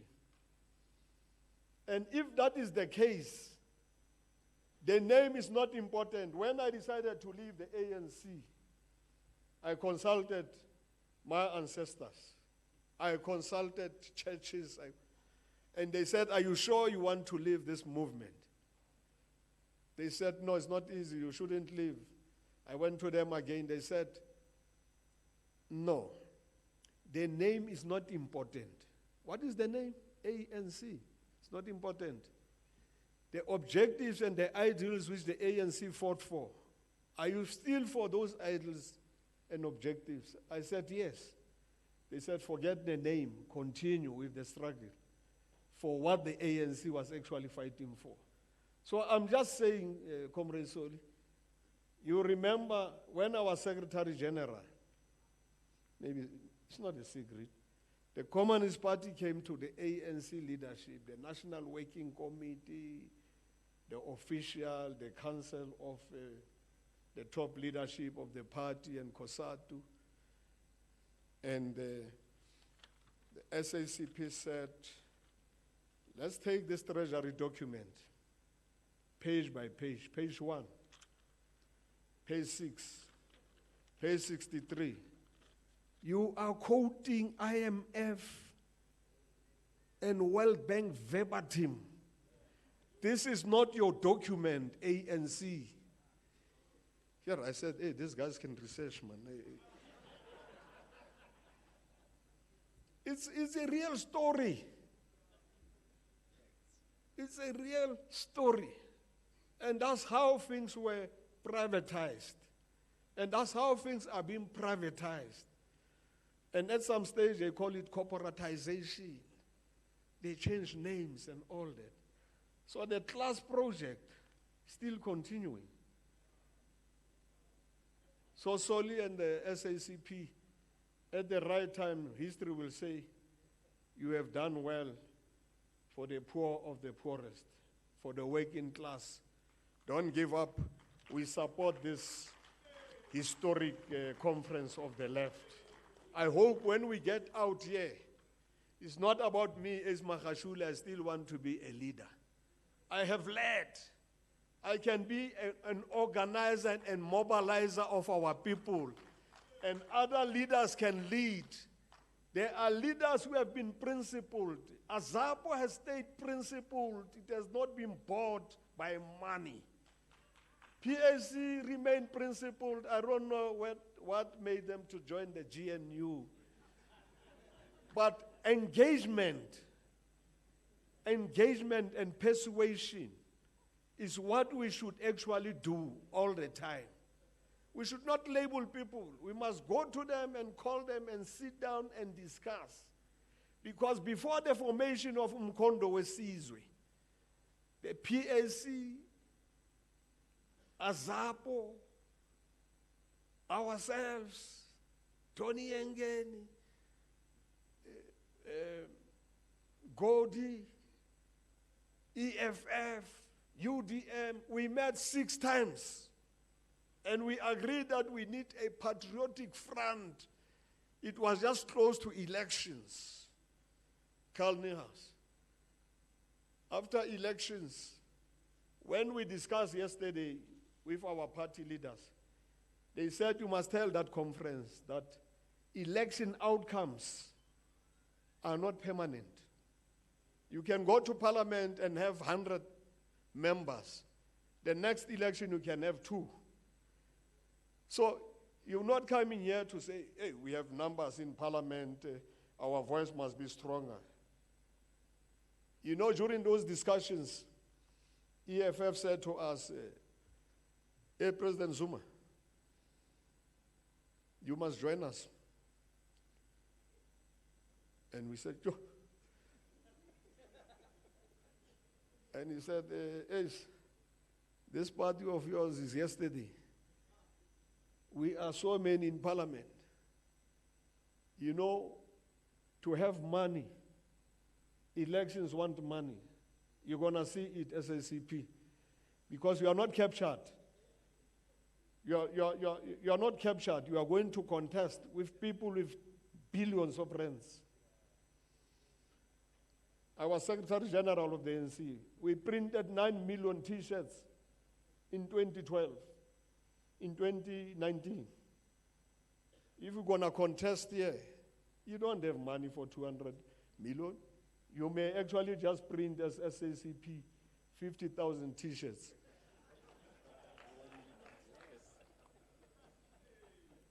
And people have approached us as ACT during the past elections to give us money. And we said, thank you. We don't want money from Israel. Thank you, our friends. We don't want money from you. And our members were saying, no, take the money. I said, you know what? Do you understand taking the money means what? You're going to chant slogans and tell our people we are radical, we're going to change things. But they will call you aside and say, you now toe the line and you tone down. So this conference is very, very important. And I wish all of us can have mental consciousness. We have passed black consciousness now. We need mental consciousness to take our people forward. So long live the South African Communist Party, long live. The collective of the party, not Solima Pai.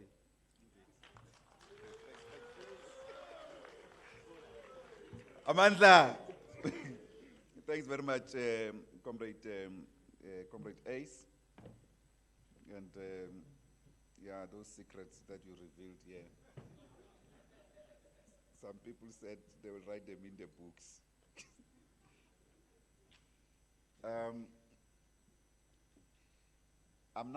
I've discussed with the comrades, the various parties that were supposed to still speak from the political section. We have agreed that, which this affects the framing of the program, that we will do them in the morning so that we can conclude part of the existing program. And I must also thank Comrade Janet Chetty, who indicated that she's flexible on the program because she was scheduled for presentation today, as well as Dr. Badi Luhotla for that consideration. But all of them will speak, and it's important that their presentations are done in the plenary. So much appreciated for that, also because we have workers here who must go home after dishing us dinner. So we need to take that into account, and we also have some other speakers. So I will now jump to the section that deals with the trade union movement, and ask the Deputy President of COSATU, fellow fighter Madala Mike Shingange.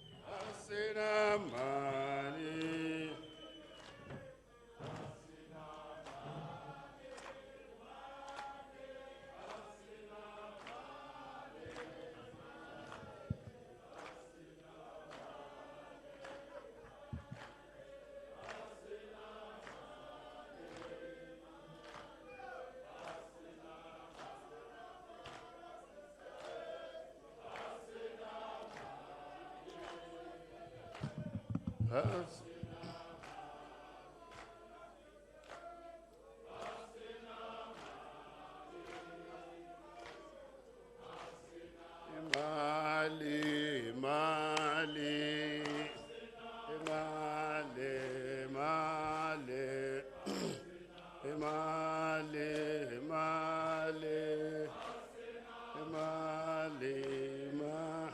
Amandla. Aqeqeshe wamagirila. Aqeqeshe wamajoni. Aqeqeshe wamagirila. Aqeqeshe wamasoja.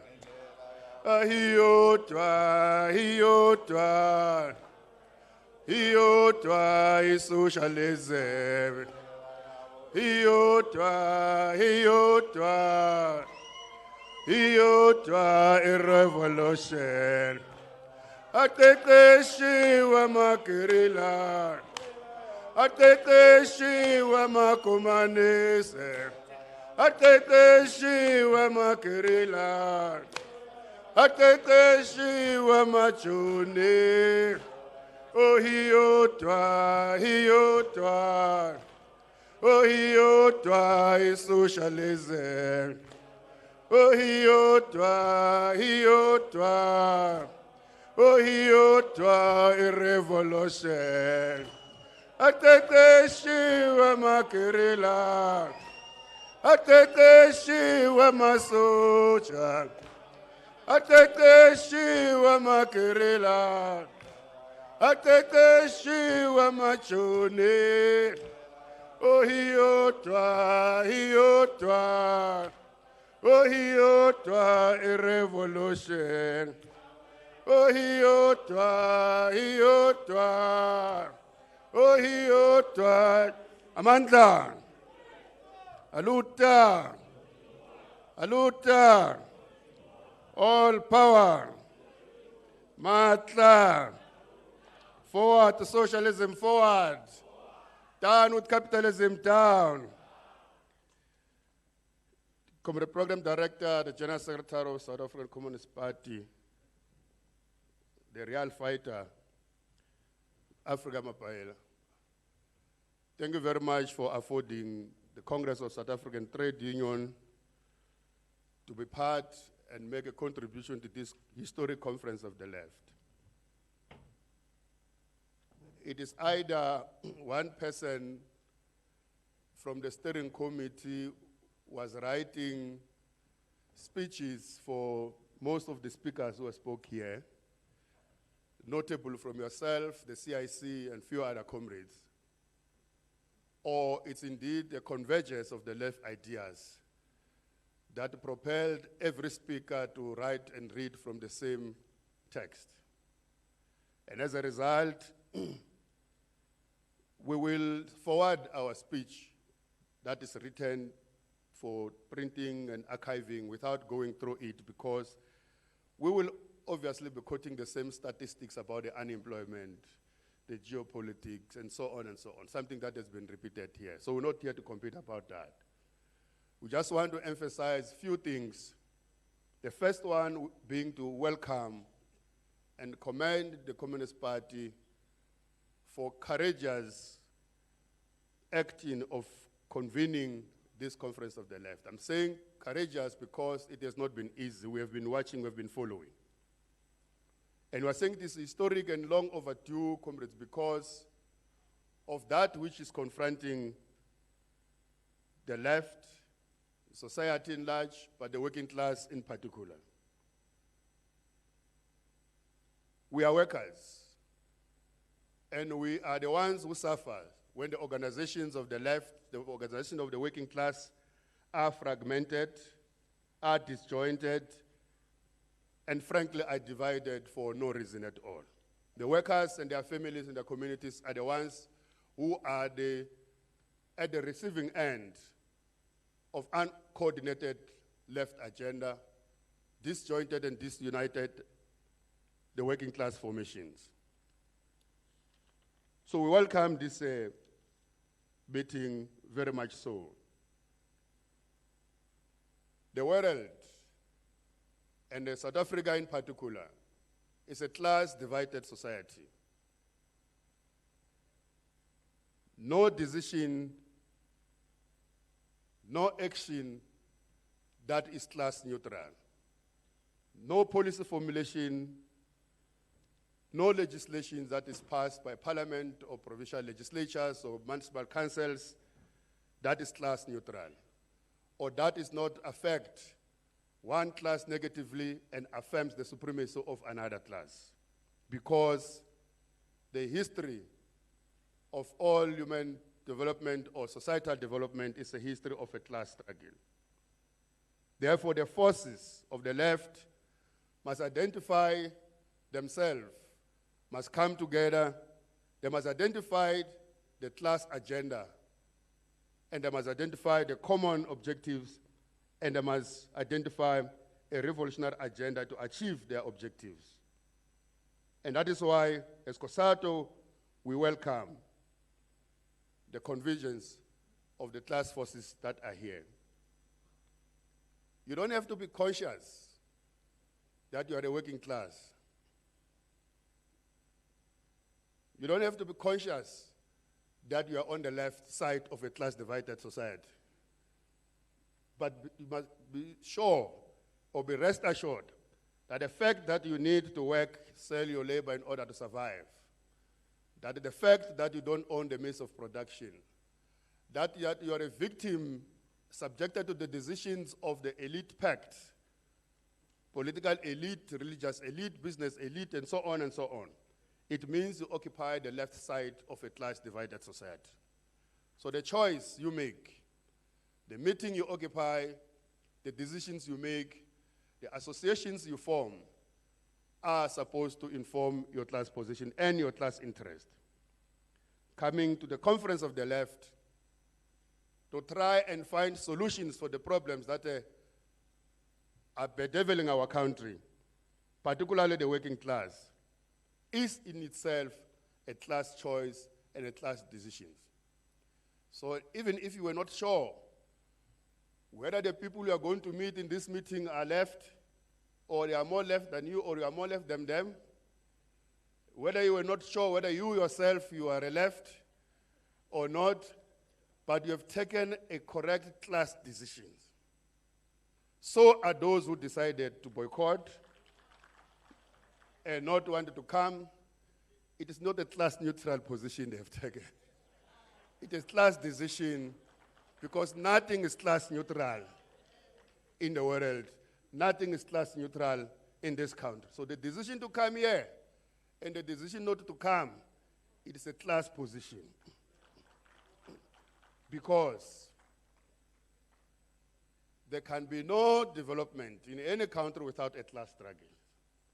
So everything we do, every intervention we do, is actually a continuation of an ever-ending class struggle. We once said, and it is more important today than ever before, that going forward, the future political discourse of our country is going to be depending on who marshals the growing discontent of our people. The future political development or discourse in our country is going to depend largely on who marshals the growing anger, the disillusionment, the discontent of our masses, particularly on the political system of our country. The question is, and was at the time, is it going to be the left or is it going to be the right?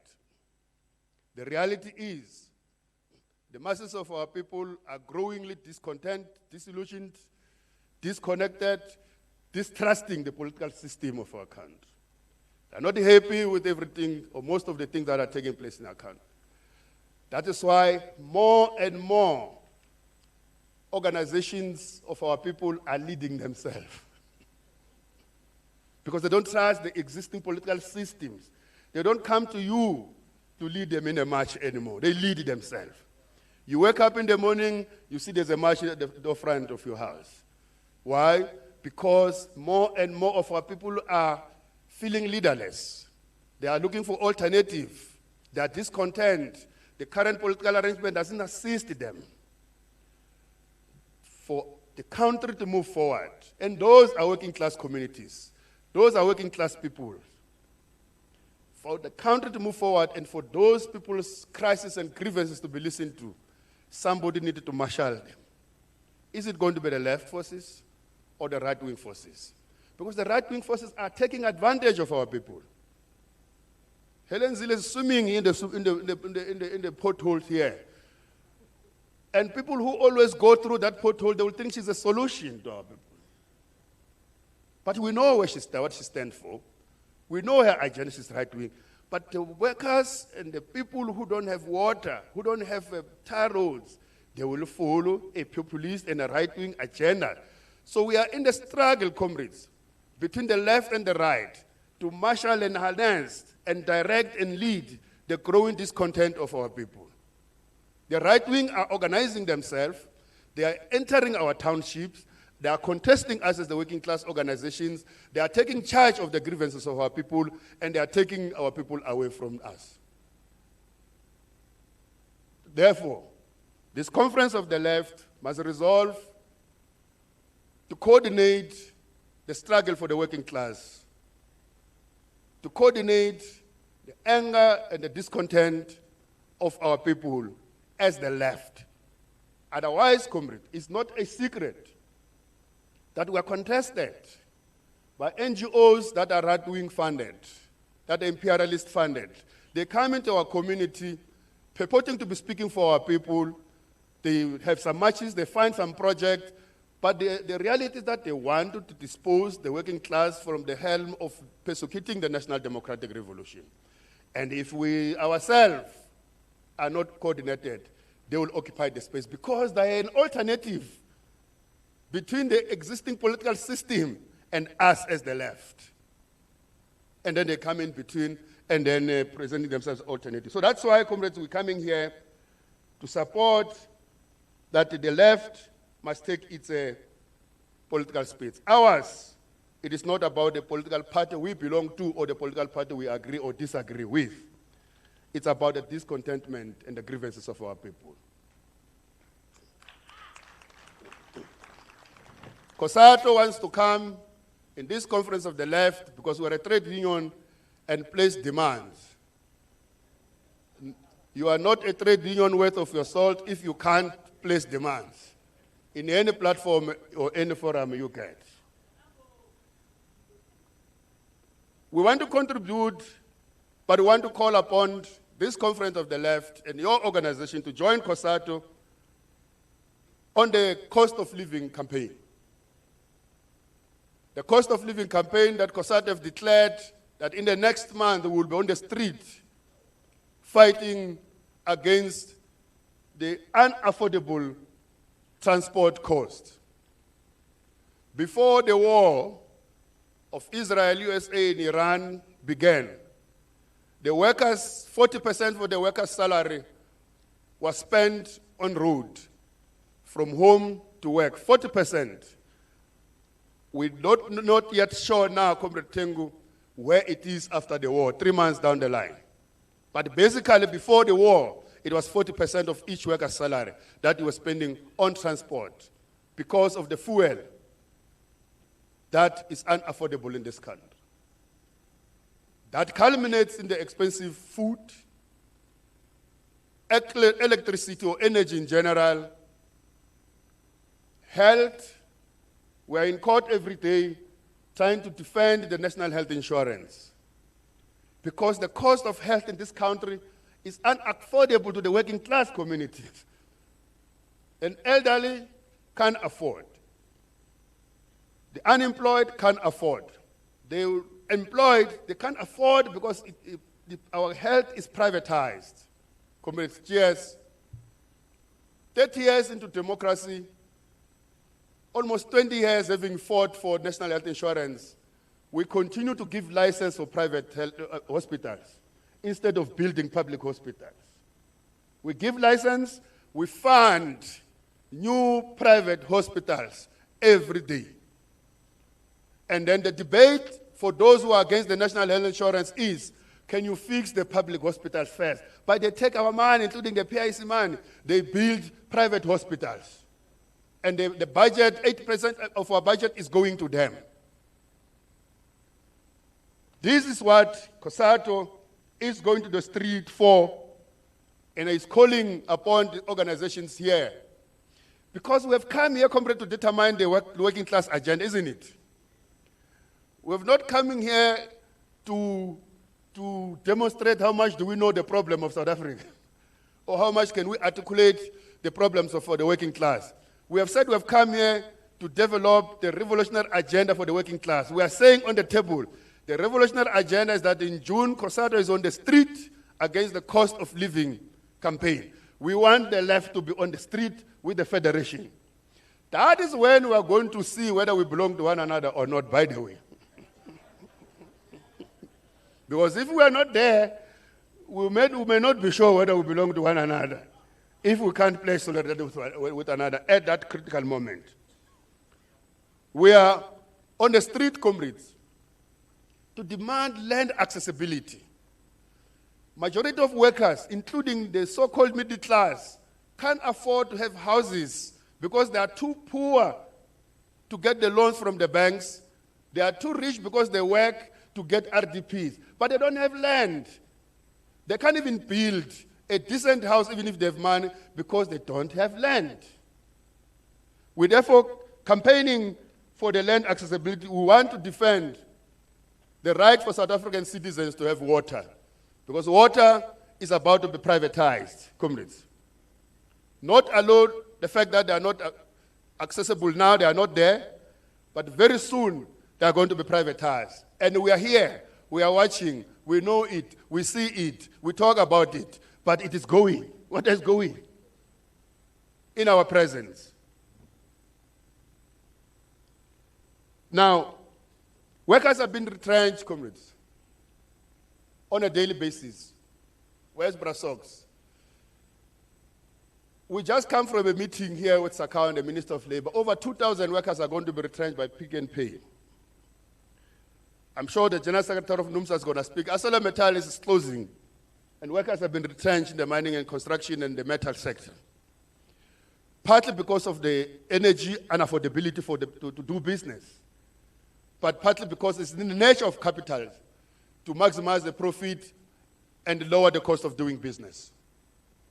We are on the street, comrades, for that as COSATU. For us, that is what constitutes the discontentment and the disillusionment of our members as workers. For us, that is a working class agenda that we must all be rally behind it. We call upon the attendees here to join us to defend the public goods and fight against privatization. Privatization not only does breed corruption, not only that make our people to be unsafe, but actually it decapacitated the state. That which is a public good, it now must make profit for some and misery for the majority of our people. We want to conclude by also asking the attendees to join us in the fight against imperialism. We want to urge the conference to resolve to form an international anti-imperialist forum that will coordinate the international working class solidarity, particularly from the left. We all denounce the abduction of President Maduro. We all denounce the war of Israel in Palestine. We all denounce the blockade in Cuba. But we are speaking from far apart from each other. We are not coordinated. We don't have a conference of the left that its theme will be an international solidarity. That will be coordinated, funded centrally, campaigns carried together, not NUMSA alone there, COSATU alone that side, and then after that. No, we must be under one roof, center, coordinate, identify dates, identify campaigns, and run with them. And in that context, we will be able to influence majority of the international working class formations, that capitalism is united. Capitalism coordinates itself. Business, they know what they want. They may differ about whatever among themselves. They may compete, but they are united in one thing. There's one class sitting that side called the working class. That is the class that we must oppress. That one, there's no division amongst themselves. Capital imperialism is united. that their mandate is to capture and colonize the countries, particularly the one of the global south. Why is it that the international working class movement is not united and coordinated themselves? We must come here to inspire many formations across the globe, including those of the struggling countries, that it is important to unite, and the unity shouldn't be our slogan, but should be our strategy with which we are going to win and conquer the class struggle. Now, the Conference of the Left's outcome, partly, must be to tilt the balance of forces in favor of the working class of South Africa. It must not be a nice to have, which we convened against all odds, against those who do not want us to convene. No. It will be about the resolutions. Are they going to be strong enough to tilt the balance of forces in favor of the working class? That's what is important.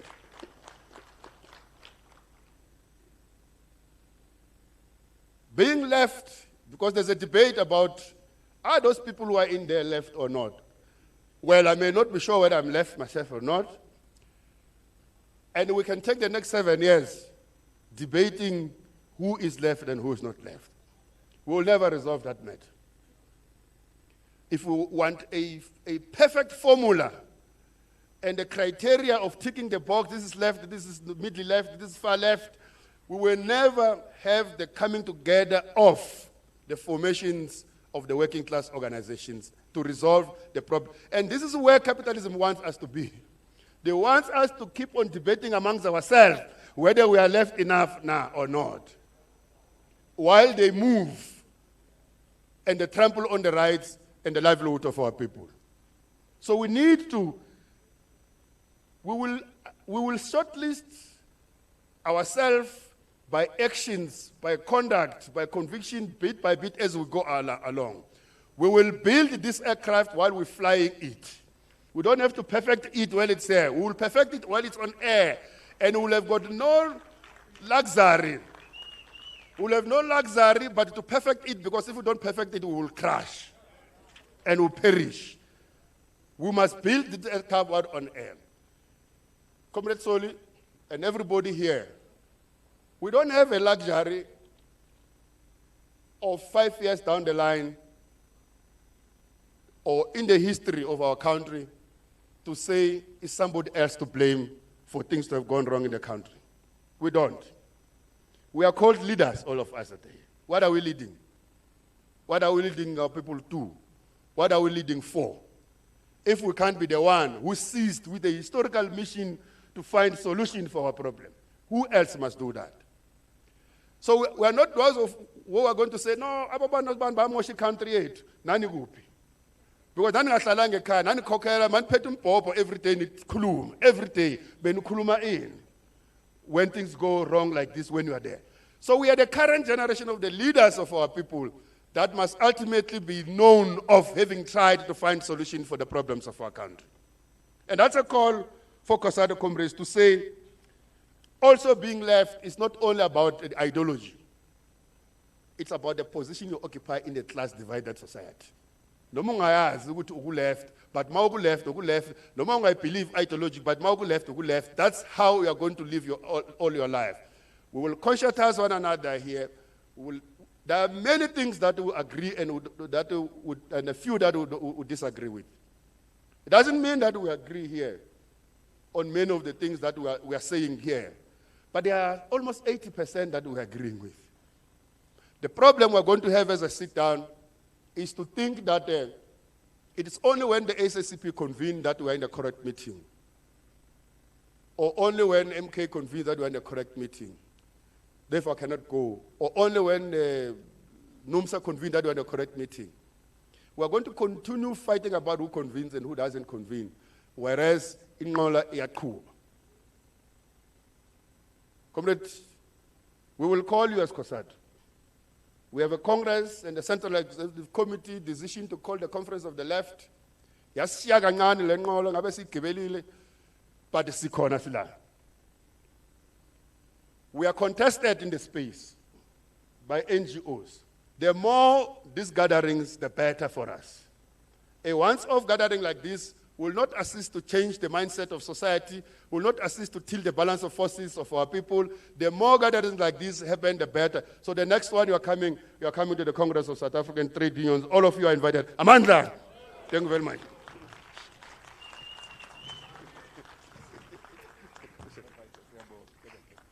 No, I think the invitation is accepted by applause. Comrade, thanks very much, Comrade Deputy President of COSATU, fellow fighter Mike Shingang. I saw the comrades from the EFF getting excited when I say fellow fighter. No, he was my fellow fighter before the EFF was established and made the slogan much popular. So thank you very much, Comrade Mike. Now we're going to ask the General Secretary of INTEMBI, of the National Union of Metal Workers of South Africa, NUMSA, Comrade Ivan Jim. I must also indicate that I've seen his president here.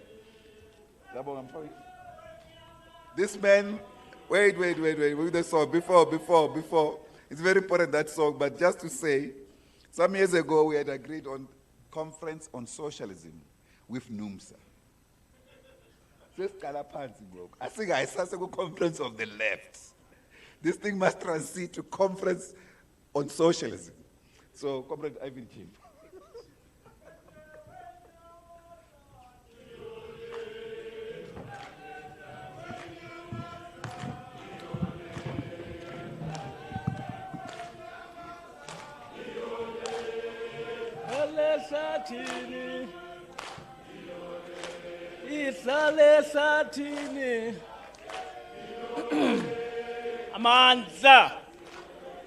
Amandla. Viva the conference of the left, viva. Comrades, molweni.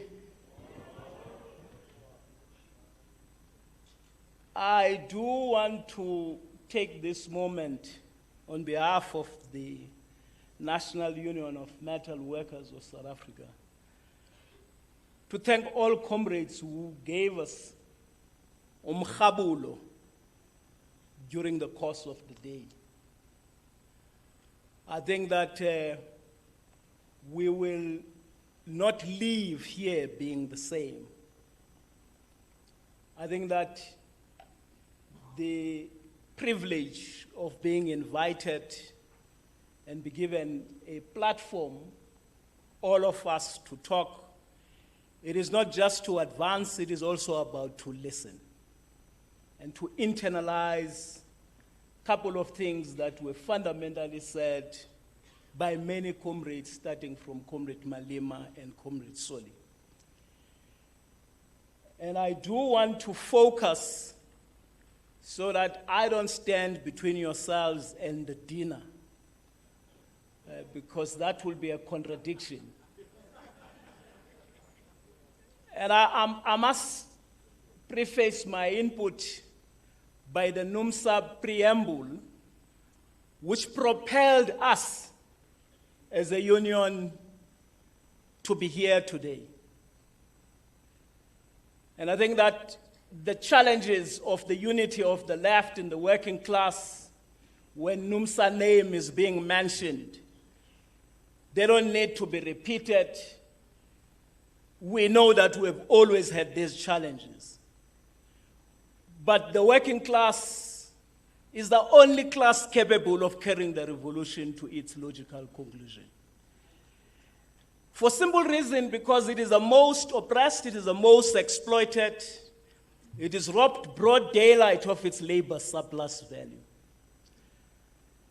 And that it can't pursue the revolution alone. And because it is robbed its labor surplus value, it is the only class that can be consistent in the revolution. So when Comrade Soli said, we must be part of this very important gathering, And I will explain, you will see why this is a NUMSA Central Committee resolution as well. We couldn't hide anywhere except to say we're coming. And you know, Soli was expecting problems from NUMSA. So he was very surprised. We're saying, no, Soli, we're coming. Well, what do you want to tell us?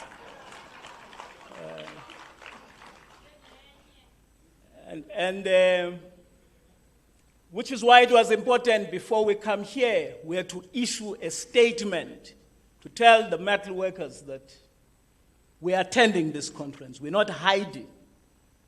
Because there are many Tom, Dick, and Harry who choose how to represent the working class.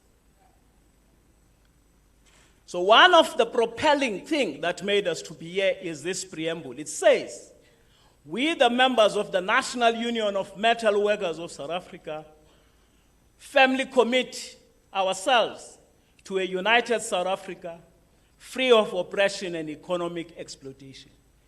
We believe that this can only be achieved under the leadership of an organized and united working class. Whether you're sleeping or dreaming, whether you think you're more ideological, this is a guide to NUMSA.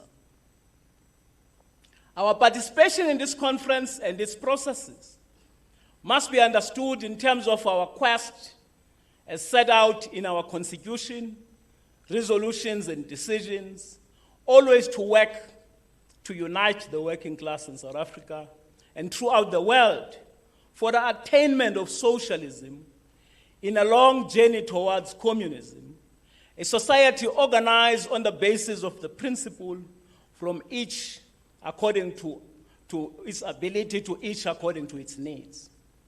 NUMSA as a union is part of International People's Assembly, who are grassroots social movement, trade unions, political parties, and other progressive organizations that are represented in this conference. There's a big delegation here of the IPA, comrades from all over the world who attended this conference. They are not just with us in the struggle to condemn what Trump did midnight to capture a president of a country who's democratically elected. They are with us in the struggle in support and in defense of the people of Palestine. And comrades, we must face it. The genocide in Palestine, last night, that warmonger, Netanyahu, was basically explaining that he's targeting 70% of Palestine to take it over. It is not a joke that Cuba is under siege. And I think that as the left formations, tomorrow in the commissions, we must ask ourselves, what is revolutionary about the liberation victory we secured if we cannot be measured concretely about what solidarity support we give to the people of Cuba? It is Cuba that liberated us. It gave us everything. It was Cuba in the Battle of Puerto Cuanaval that took dead bodies back home. And yet, today, on such basic stuff, such as medicines, if you got a crisis with the Hamas today, how much more is Cuba in terms of access to everything else? So yes, we got different logos here, but we must debate as comrades tomorrow in the commissions. We should share what we think we should be doing collectively to stand together with people of Cuba. And how do we keep the banner of releasing Comrade Manduru high? We must keep that banner. So I think I've raised, in our preamble, our constitution says the members of NUMSA commit themselves to a united South Africa free of oppression and exploitation. This is a call for socialism. We believe socialism can only be achieved under the leadership of an organized, united working class, conscious of its class interests. This view expresses the Marxist principle that the liberation of the working class can only be achieved by the working class itself and not as a gift from any other class. Our participation in this conference with other left working class formation does not mean that we are abandoning our Marxist-Leninist orientation. On the contrary, Marxist-Leninist politics teaches us always to seek ways to push forward the struggle for socialism by consolidating the widest possible forces behind the banner of the advanced detachment of the working class. For the advance, and I must say, Comrade Soli, I don't know, I have witnessed many comrades who spoke, who really constitute that advanced detachment of the working class. They are not in NUMSA, they are in AZAPO. I mean, the president of AZAPO was very clear in explaining some of the succinct, critical position that we should appreciate. For the advanced detachment of the working class to be able to draw itself the oppressed and exploited masses, it needs to be in touch with the daily struggles of these masses in different fronts in which these masses find themselves. It must play ideological clarity and correctness of the political leadership it provides. We are here to make a clarion call that it is about time that through our contribution and contributions of other working class formation, that we must emerge with a minimum program of action and critically learn from the battalion of working class gathered here, representing the oppressed masses. We also participate precisely because the crisis of South African capitalism continues to deepen at dangerous levels. Our people are facing mass unemployment, hunger and starvation, continued racialized and historical land hunger, dangerous levels and forms of mass poverty, domination by finance capital, destruction of national productive forces through deindustrialization, low levels of fixed investment, and widespread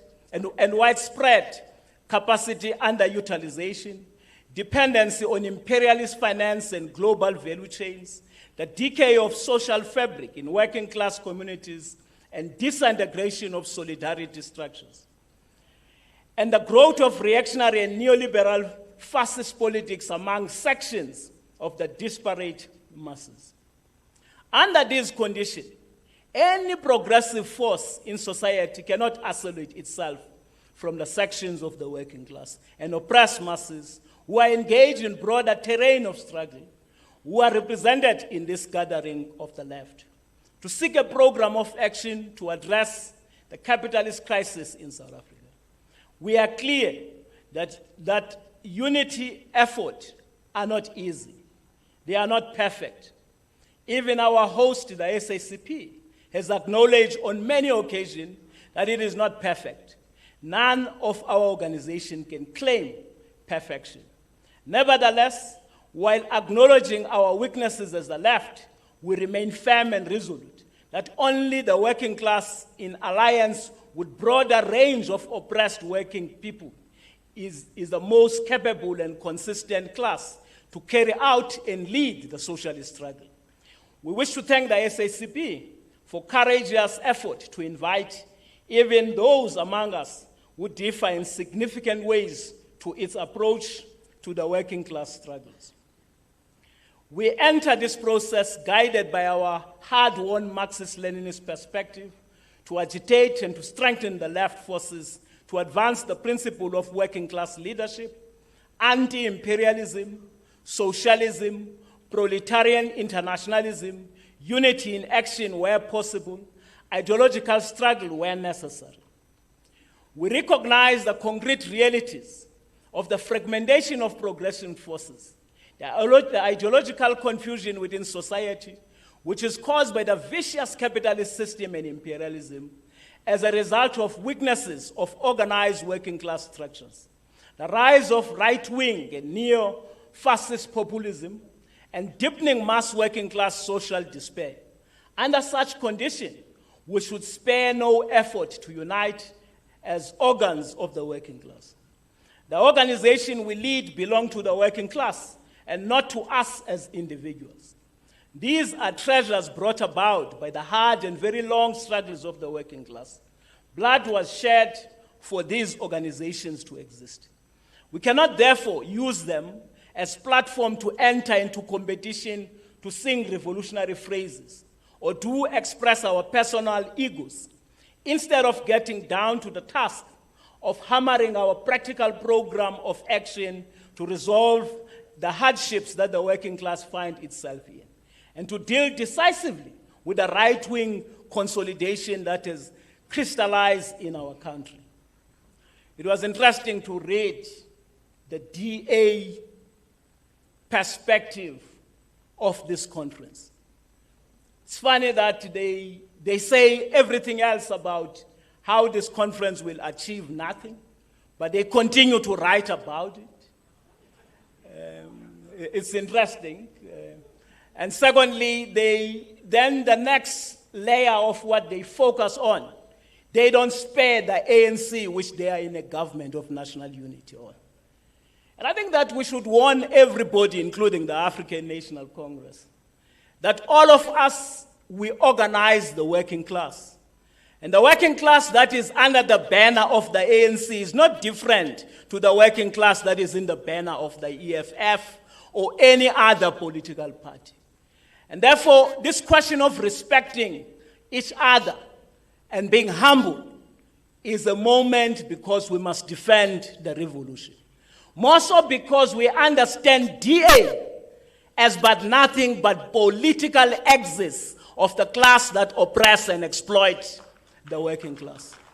So when the ANC takes exception to the SACP, we really look very careful and listen, because they are in bed with DA, and yet they say when they are invited democratically to come and engage with us, they tell us no, they will not put their foot here.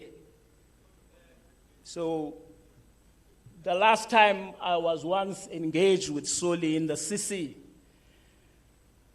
I was arguing the fact that the working class in the African National Congress is a motive force of the revolution. A motive force is an engine that propels the car to move forward. And I was arguing, if the working class is the motive force of the revolution, why everything else is not subordinated to the working class? And I think that we must revisit that debate in the context of the debate of uniting the working class. NUMSA and the unity of the left. No, you can clap hands for the African National Congress. I'm not raising anything. They're not here. While we are keenly aware of contradiction among the formations of the left, ours is not to elevate these contradictions in a time when the right wing in our country is consolidating its forces.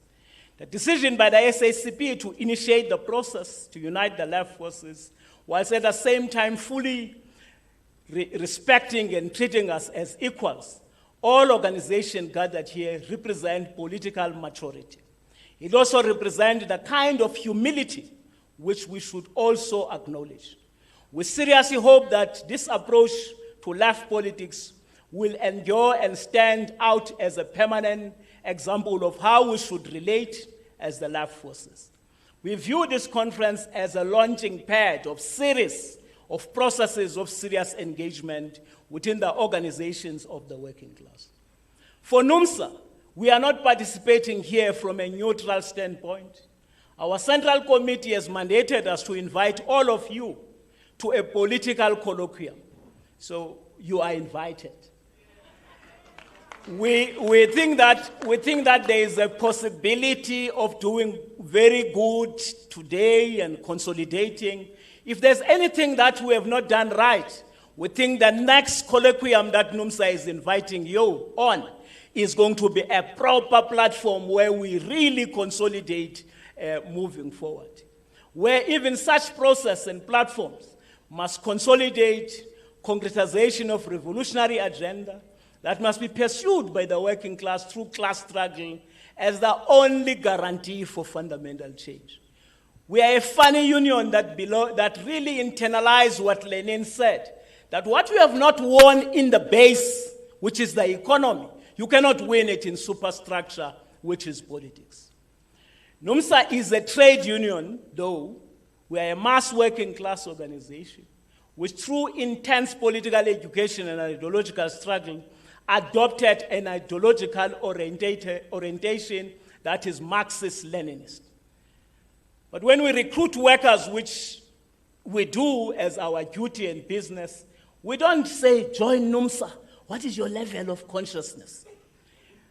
I mean, that will be a fun. As long as you carry a scarf-tin and you paid wages, you are allowed to join the National Union of Metal Workers. Despite this, our members are also supporters of large cross-sections of political parties. These members gave us a clear mandate to express their immediate demands in this conference. Our message to political parties, and perhaps to everyone gathered here, is that our members, your members, expect a minimum program around which we can coordinate struggles, be it in parliament, in local municipalities, or in communities. It is about time that we position the working class to pursue struggles that take the masses of our people out of the current socio-economic miseries. We believe that despite our varied forms, traditions, and social bases, there objectively exists the real possibility and basis of unity in action among the left formations, especially in the dire circumstances, such as the South African working class find itself in today. We are looking forward to participate and to learn from formations and engage in different fronts of struggle in developing a pro-working class program of action out of this conference. The ultimate test, however, that will confront all the participating organization will be the practical steps that are concretely undertaken to implement such a program. Just like COSATU, we cannot live here without raising demands. And Comrade Soli, if the time has come to cut me, you can, because I know that this can be circulated. But we're here with demands. We know two things: how to make demands and how to strike. So we now proceed to make those demands. For instance, on state-led developmental path under the working class leadership, we call for a state-led developmental path in which the interests of the working class are primary. To achieve this, the working class need to be organized to conquer state power. This means that a new type of state, rooted in the working class, in which the working class power is exercised, need to be developed. The current state is in the service of the capitalist class, to the detriment of the working class and the oppressed non-proletarian masses. And it is not capable of meeting the needs of the working class. On nationalization of the mines and the monopoly industries, we reject privatization and its variants, such as private-public partnership. We call for the working class democratic state ownership of the commanding heights of the economy, such as the mine and large industrial enterprises that are strategic to the development of the economy, petrochemicals, Sasol, ArcelorMittal, the strengthening of Score Metal, and revitalization of Highveld construction. The aim of nationalization by the state under the leadership of the working class is to have the resources required to advance the development of our country under working class control. The immediate task in this front is to make it clear to the current government that ESCOM and its assets are not for sale. We think that, comrades, it's about time to tell President Cyril Ramaphosa that his term has come to an end. He must leave ESCOM being the asset that remain in the people. This movement of ESCOM asset is but nothing but privatization of ESCOM as a public utility. The Conference of the Left must come strong and reject that. We are saying no to privatization of Transnet, PRASA, the country's water, resources, and infrastructure, which must continue to be in the hands of a democratic state. The so-called Vulindlela, headed by Rudy Dix and Sin Phillips, must be stopped in as they are auctioning and privatizing the asset that belongs to the people. Ukwinto ekuthiwa nguvulindlela. Kule Conference of the Left funa silobishene nyani ngomso. Ndivile ikhosati ithi ready. Ndacinga nathi ukhona usection 77 esake isise yathi masimjonge.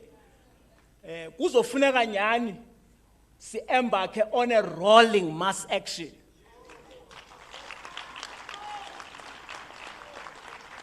Nationalization of the land questions remain central. A revolutionary program must demand expropriation of large land without compensation. Land must be redistributed through cooperatives, collective production, proletarian agricultural planning, and support for poor rural producers. The program must oppose elite and patriarchal land distribution, agrarian patronage systems, and it must foster broad-based development and increase production linked to envisaged industrialization program. Land must be used to overcome widespread food insecurity, and regard must be given to proletariat against price swings and environmental disasters. I'm worried about time, comrades. I will share these demands with the conference. I don't think I should punish you beyond this. Thank you very much.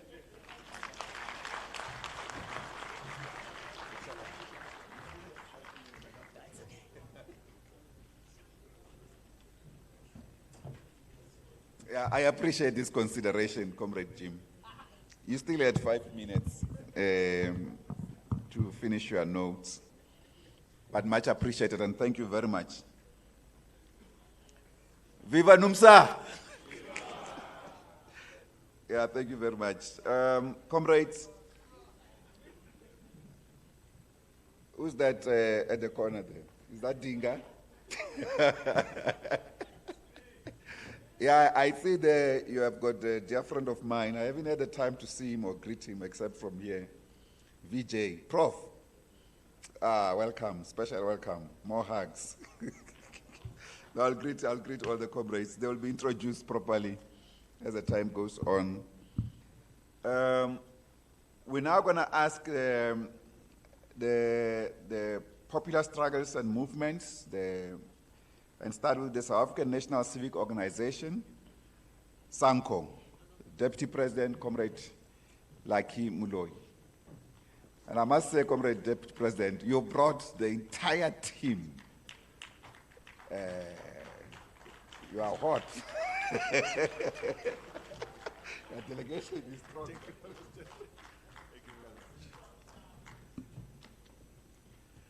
much.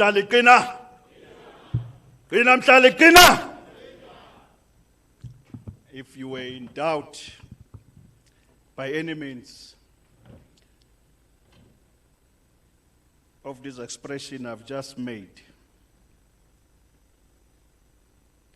you are probably unaware, and it is my duty to make you aware that for and on behalf of the organization called the South African National Civic Organization, this organization represents that myriad of support of all of these political parties and political organizations present here. This organization represents that element called your hegemony. And that is SANCO for you. Where does SANCO live? SANCO is your domain. wherever your domain is, including South Africa as a country. That is your domain. That is what this organization represents. It is non-political. It is a civic movement. Those who are familiar with the history of our land, the struggles of society in the years past, will be familiar with civic movement. And correctly so, I stand between you and dinner.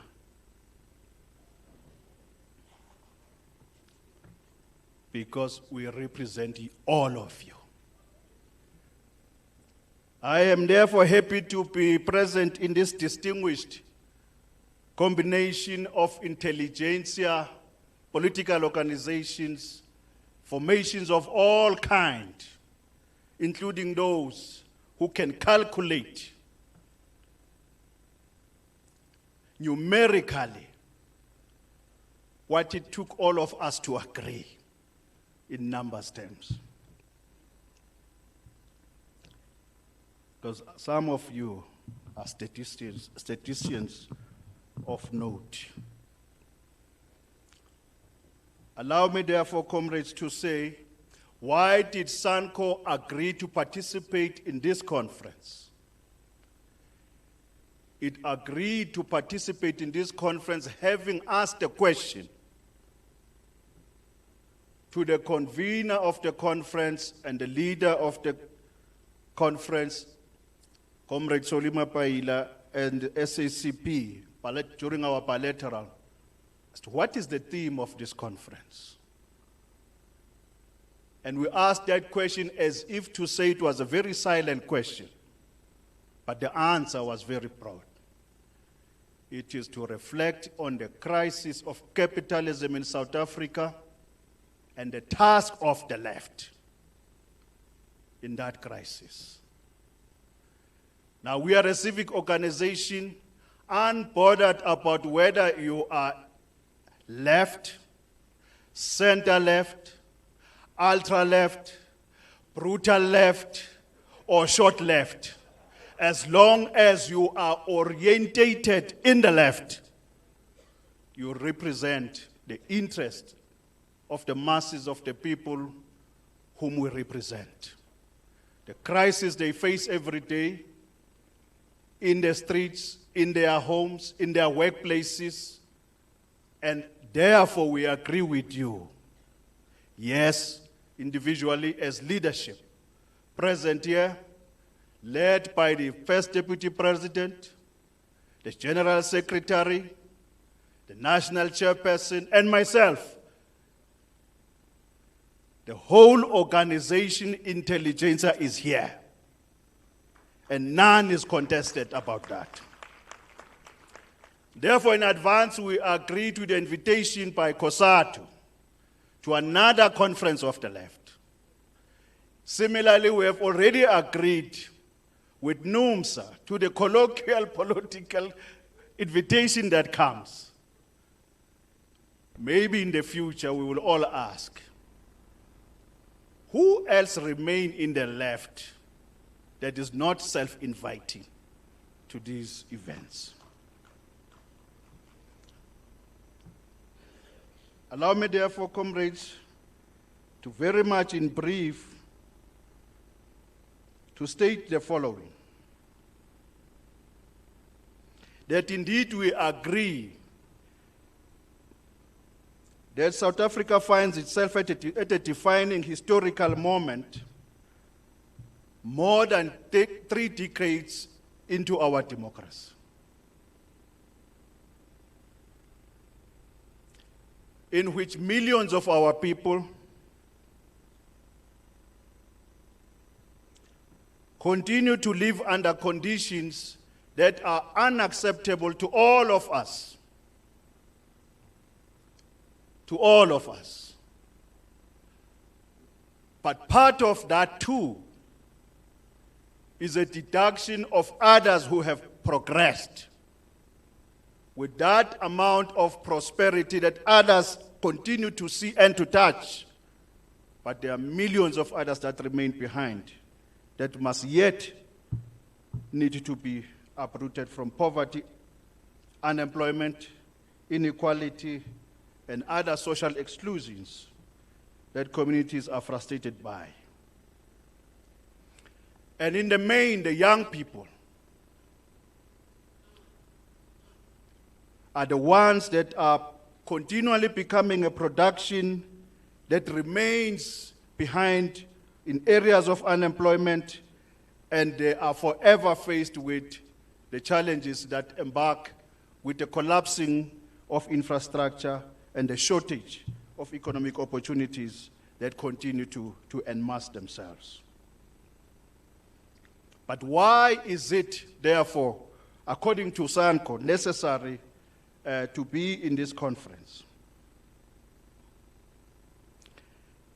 This conference, we agree, with whomsoever defined it as being urgent, whomsoever defined it as being necessary, SANCO subscribes to that view. Therefore, SANCO has come to this conference grounded in the lived experiences of communities. We are on the ground where the people and their struggles with water shortages, electricity failures, housing backlogs, crime, unemployment, and deteriorating municipal services are their daily verses. Somebody made mention of the fact that communities have begun to create and to build their own leaders. That should,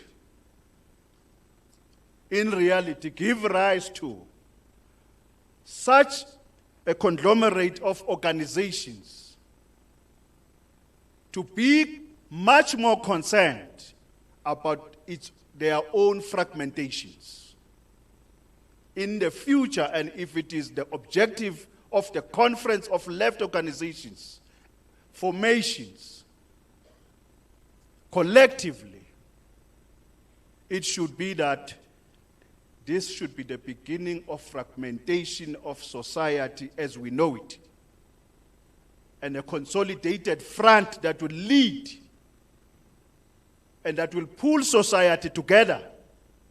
This should be the moment.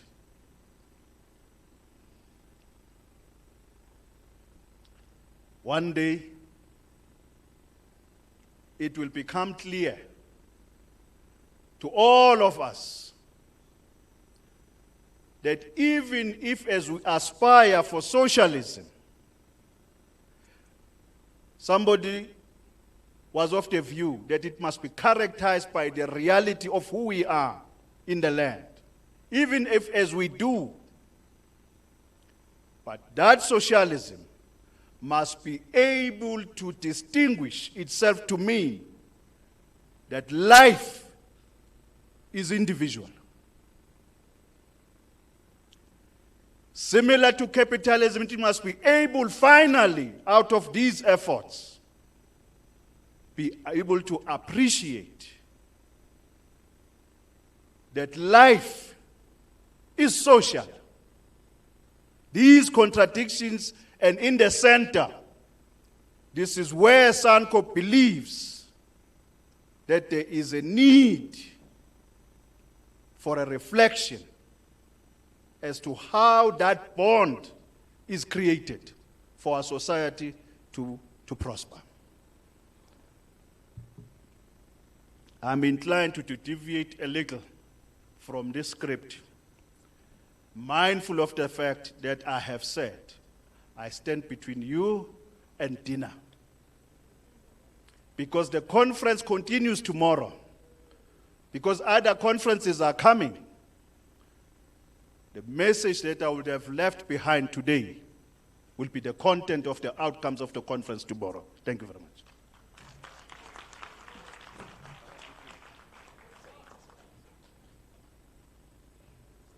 Thank you very much, Comrade Deputy President of SANCO, Comrade Lucky, for your remarks, your input. And indeed, we also had a long, long meeting with Sanko, robust meeting, deep political meeting. I thought it's a civic movement, it's okay, but gosh, left politics in the civic movement was quite critical. Thank you very much. Comrade, we will adjourn for supper at 8 o'clock, according to the feedback I got. So we'll take, we have extended by just 1 hour. We'll take some few more before we adjourn. And I'd like to ask Comrade Inyiko to come see me. In the meantime, we're going to ask the Housing Crisis Committee of Gauteng, Comrade Peter Monete, if it's here.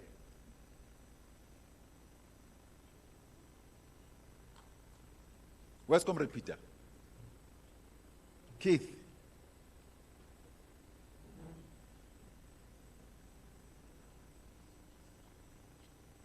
All right, I don't see him. Is there the Housing Crisis Committee present? Oh, Comrade Keith, yeah, thank you. Sorry, I was reading what they gave me here. They didn't update this, Comrade Keith. Don't madam. Don't finish me off. Don't kill me. Okay, my friend. Thank you very much. Amase. Amase in our indigenous Khoisan language says Amandla power. So I'm greeting you at Amase. Leadership, my name is activist Chief Kamki Duarte. I'm the national coordinator for the Gauteng Housing Crisis Committee that consists of communities. Communities that came together that has common issues. Our common issues is housing, land, and economic empowerment. Now the Gauteng Housing Crisis Committee is an organization that is based on principles. Comrade Tami has mentioned principles were anti-patriarchy, anti-racism, anti-neoliberalism, anti-capitalism. So this is what we stand for, with the principles that we move forward, and we form alliances. We form alliances with institutions, organizations that share our very same principles. Now, we've been busy. We've been very busy as the Gauteng Housing Crisis Committee. And what we've done, we've occupied land. We've occupied land, and at the same time as we occupied land, we have objected strongly to the DA's proposal of the PI Act amendments. Now the PI Act is Prevention of Illegal Evictions. We have a national campaign that we are objecting to this demonic PI bill. The PI bill, it was an act, it's become a bill now, and what we are doing, we've brought together 36 civic organizations, activists, unions, in order for us to raise our voices against this demonic PI bill that is touching all of us, informal settlements, etc. We've occupied land, and hence, where's the Gauteng Housing Crisis Committee objecting to this demonic PI bill? Now where's the Gauteng Housing Crisis Committee? We're also busy with workshops in where we have the people's parliament, in where we have came together as organization, whereby we've contextualized and we mobilized in the context of the deepening crisis in the South African state, intensifying land dispossession and commodification of housing, municipal collapse and under investment attack in working class areas, the water crisis and broader ecological breakdown, neoliberal austerity, and the erosion of public service. Now, against the backdrop of this organization, to reclaim our communities, our homes, and our rights to dignified living, this space is not just for discussion, but for collective strategizing and concrete action. So from what you hear from the Gauteng Housing Crisis Committee, we come together and we make collective decisions. Collective decisions in the sense that we support and we stand in solidarity with all our actions and all our events that we stand for. So we also are involved with popular education and participatory dialogue. You saw us at a national dialogue in where we were not even invited to the national dialogue. We made objection. We made objection against the national dialogue in where we went there and we protest and said that this national dialogue cannot be a one-sided and a selective process. It has to be inclusive, it has to be collective from the citizens of this country. So we are basically standing on what we believe in, and we believe in transparency, we believe in accountability. We keep government accountable. We keep government accountable because we cannot believe, as we are all sitting here today, that since 1994, that 500 billion rand was spent to build RDP houses. And government only managed to build 3.5 million houses. Where's the logic in that? 3.5 million houses. And there's a huge backdrop of housing, of people that has applied since 96, 94, and they are still waiting for their housing. And we are the voices for those people as the Gauteng Housing Crisis Committee. And hence you saw us that we've occupied land for our people. Now, we are basically here to give input towards the advancement of our struggle in the working class for the poor and marginalized communities across Tanzania. So we as the Gauteng Housing Crisis are standing here today and coming and attending the conference of the left to make sure that our voices are heard, and also to make sure that we make our stance and we share our principles and values in order for us to move forward. Amase, kai kangans. Kai kangans, in our indigenous language, it means thank you very much. Because we are diverse. The diversity in us is that in the coat of arms, the diversity is there. The diversity in our coat of arms, it says it in our language. Iki kare kare te. That's Khoisan language. Unity in diversity. Amasi kai kangans.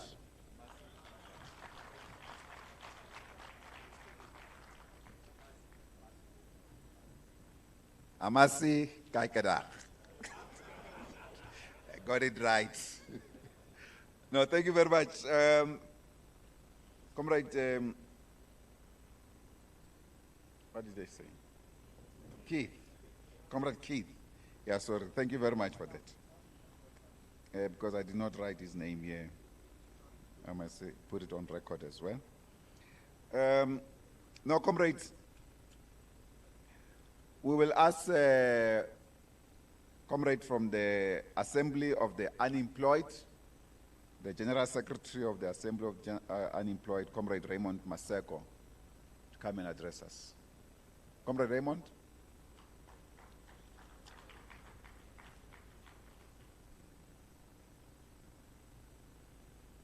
In full suit, man. And in full tie. I like it.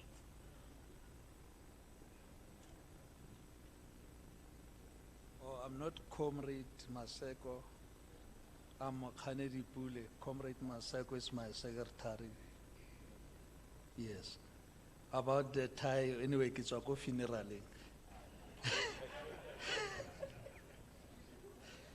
Yeah.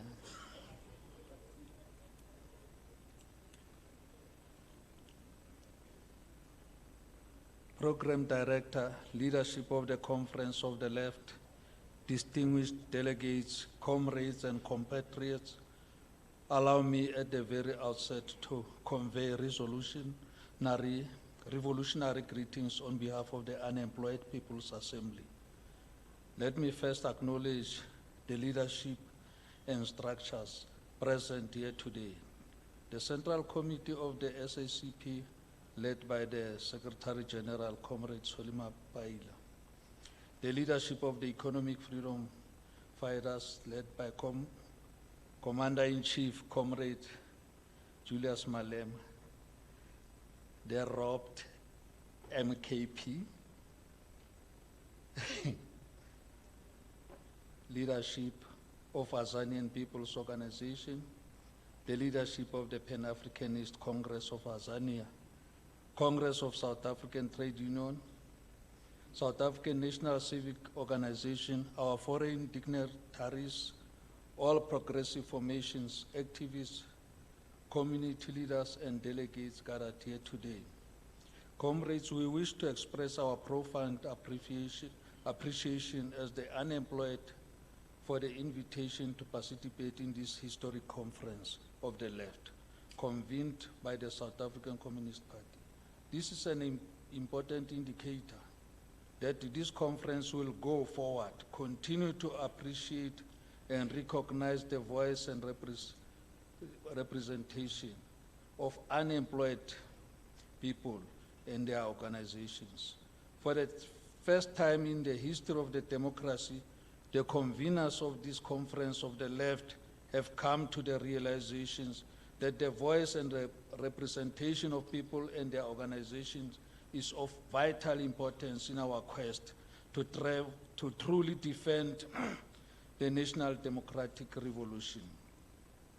This conference of the left takes place at a decisive moment in the history of our country.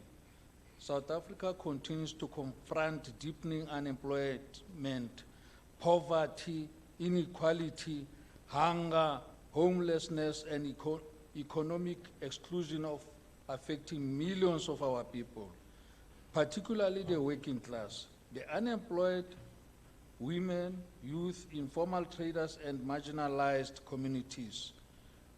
The unemployed masses of our country remain the forgotten victims of an economic system that continues to concentrate wealth in the hands of few while the majority struggle for survival and dignity. We therefore regard this conference not merely as a political gathering, but as an urgent platform for rebuilding progressive unity, advancing people-centered alternatives, and restoring the revolutionary mission of genuine economic, political, and social transformation. The Unemployed People's Assembly firmly believes that the progressive movement carries a historic responsibility to unite around a common program aimed at defending the poor, protecting workers, advancing economic justice, and confronting the structural roots of unemployment and exploitations. Comrades, history will judge this generation not by speeches alone, but by its ability to build principled unity in action. The people of South Africa are yearning for ethical leadership, revolutionary honesty, and a coherent program capable of confronting corporate domination, corruption, state capture, economic injustice, and the suffering of the poor. As the Unemployment People's Assembly, we reaffirm our commitment to working alongside all progressive forces in pursuit of a just, democratic, non-racial, non-sexist, and economically emancipated South Africa. May this conference emerge as a turning point towards the renewal of progressive politics and the strengthening of left unity in our country. Amandla, forward to progressive unity, forward to economic justice, and forward to the struggle of the working class and unemployed. As the Kosatu was speaking and Lumsa, they motivated us to recruit more unemployed people because most companies are retrenching. So all those people are coming to the unemployed people.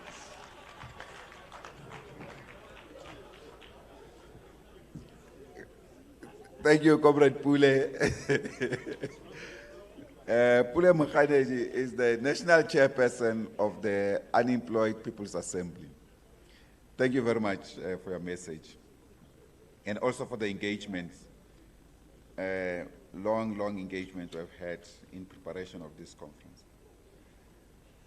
I'll take the last speaker. Then we'll make we'll announce some of the international guests that we have here, and then we'll give some announcements for tonight. I'll then ask Comrade Lizwi Ncwane, who's the president of Africa Unite Congress, Ma-Africa. Comrade Lizwi.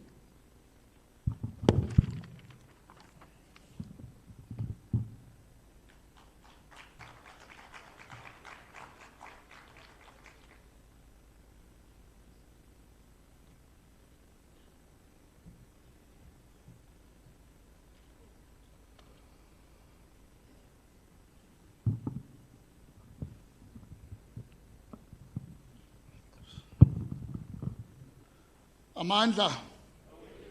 Awethu. Thank you.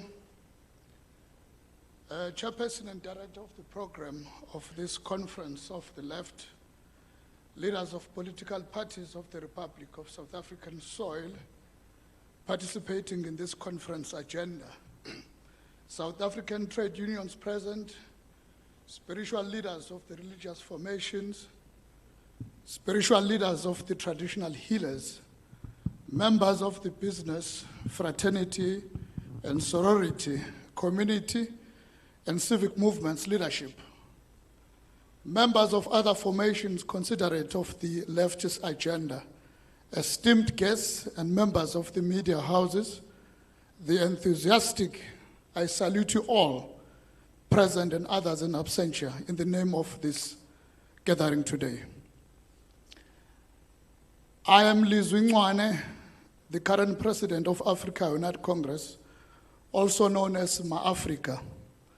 This formation was found by the members of the Nazareth faith, commonly known as Shembe Church. It was launched just before the past national and provincial elections that were held in the near future, in the near past. My utmost preference is to tackle the statement of the day, the United Front statement. It shall be so held under the auspice of the true intention and purpose of Africa Unite Congress's offering to the people of the Republic of South Africa and the entire African continent at large, a vision which is both measurable and attainable. South Africa stands at a historical crossroads today. 30 years into democracy, our people continue to face deep structural challenges: unemployment, corruption, inequality, moral decay, service delivery failure, and economic exclusion. There may be an argument, perhaps during the course of this deliverance or post my opportunity that has been given for the to deliver this message, that perhaps we may be seen as if we are an organization that may lack political acumen. I just need to share a little bit of a story in brief. That for my entire time of life, I've been taught within the house of worship. But today it has come a time where we're saying enough is enough because we think our voice is not being heard. Therefore, I salute the organizers of this conference for the invitation that we come and partake to it. Of paramount importance is that the house of worship I'm coming from was actually found around 1906, where there was a meeting between the founders of the African National Congress and Prophet Shembe. There was a meeting and engagement which concluded because those that were outside of the country and the boundaries of the continent of Africa were fearing to take a firm stance to challenge the past oppressive government. That is the reason why the record states that the church was founded in 1910, 2 years earlier before the formation of the African National Congress in 1912. So we've been taught by our parents and the leaders of our church in terms of what is the importance of the struggle. But the reason why I share this story is because I just to share a word of caution, to say that if we are serious about this conference of the left, let us avoid the recurrence of the flaws that has been observed from the African National Congress. Because for the past 3 decades, there is a clear record to show that deliberately our voice has not been heard as a house of worship. But we're not taking the spirituality to this level of the liberation that we're looking for. All we are saying is that we can share ideas. Because where I'm coming from, I certainly know how to sustain an institution of 116 years today without a trace of infiltration from the West.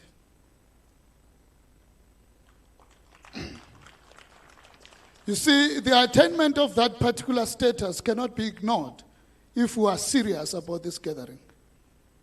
And I need to assure you that for my time within this institution, we have enjoyed a period of 14 years, 1-4, whereby we've been defending ourselves against ones of our own. When there was a doctored leadership dispute within this institution, for the period of 14 years, we managed to conquer it. Therefore, it is important that Africa United Congress shouldn't hesitate when the opportunity is given to come and partake to this gathering. And we endorse the ideologies that have been shared here. I tackle the statement that I'm making as a united front because in anticipation, the leaders that are here and those that have been excused and have delivered their talk in front of us, I imagine a moment, because you used to, as political heads of your organizations, and also your constituency, you visit the churches, especially the Shembe Church. And I must tell you, as the Secretary General of that church, and also a legal advisor in that church, most of you are used to be marshaled, and your audience is facilitated by myself. But strangely, when you visit, you tend not to be politicians. You tend to fake spirituality and worship, which is what we're not interested in. Because you've been entrusted for the steering of the governance of our country. Coming and imitate as if you're our members. Some of you even fake to wear our churchly regalia. That is nullifying the purpose that you may visit for. So the reason of our presence today as Africa United Congress is just to share that word of caution. To say that the conference of the left needs to transform itself. Let us give this institution out there a fresh breath, that when we visit for the purpose that we stand for. Now, what I expect to see is that the supporters and those that are present here endorsing this conference of the left, I'm currently making preparations for the July festival, La Pepsen. Well, if you're interested in numbers, if you want to get attention, please remember, as I've just told you, that there was a meeting between 1906 and 1910. Most of you here, you wearing different banners of your political parties. But I can assure you, I can trace an element of being part of the African National Congress, which has committed serious errors. But we don't blame you for that. And we're not here to crucify any one of you.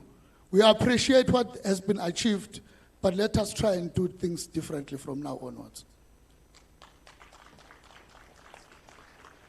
Towards conclusion, my plea to you, without a risk of repeating what has already been said, I imagine to see you, inclusive of myself, united in July, visiting that church collectively. Please allow to be guided. Don't come for nothing, thinking you want to achieve a thing, because you're not going to accomplish anything. I therefore call upon you that we can only endorse you if you are together. You agree to be one. We can marshal you. We can let those masses to pray for you. But only if and only when you agree that we can reimagine South Africa led by a majority of an African, particularly a black African, free from influence and infiltration by the oppressors. We don't endorse this GNU thing. We hate it. It is therefore upon you, as you gather here today, whether you prepare to listen or you elect not to listen and perish. I'm standing in front of you here. I think I do have power and influence. And the mandate I'm discharging this evening here is by default. And I've never made a mistake to lose my identity. And I've never been failing to be proud of who I am. Let us be working as a collective, especially the working class. Resist the infiltration of those that wants to impose the modern means of oppressing us, because we will suffer and will not be able to answer to our ancestors. I therefore endorse this unity of today. Let us listen to each other. I'm very much hopeful with my leadership seated at the back there that you will allow us to be part of the commissions. I can assure you we will contribute and you will feel the contribution that we're going to make. Thank you very much.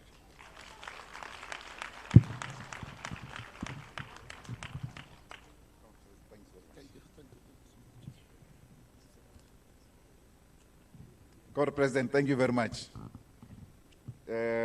Please pass our sincere best wishes for recovery to the General Secretary, a wonderful comrade, an eloquent man, great speaker.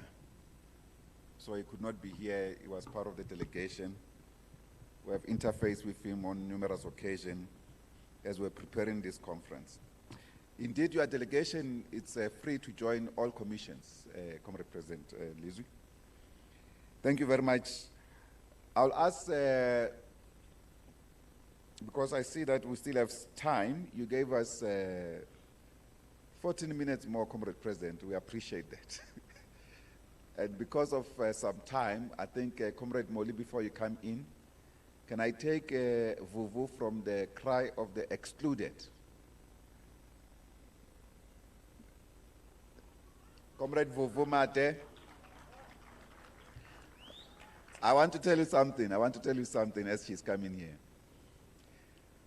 She's my favorite activist in the entire country.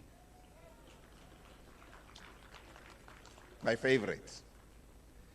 I normally don't have favorites, but when I choose one, she's very special. Together with a group of comrades, at one point, they collected 1 million signatures from our poor communities. 1 million signatures.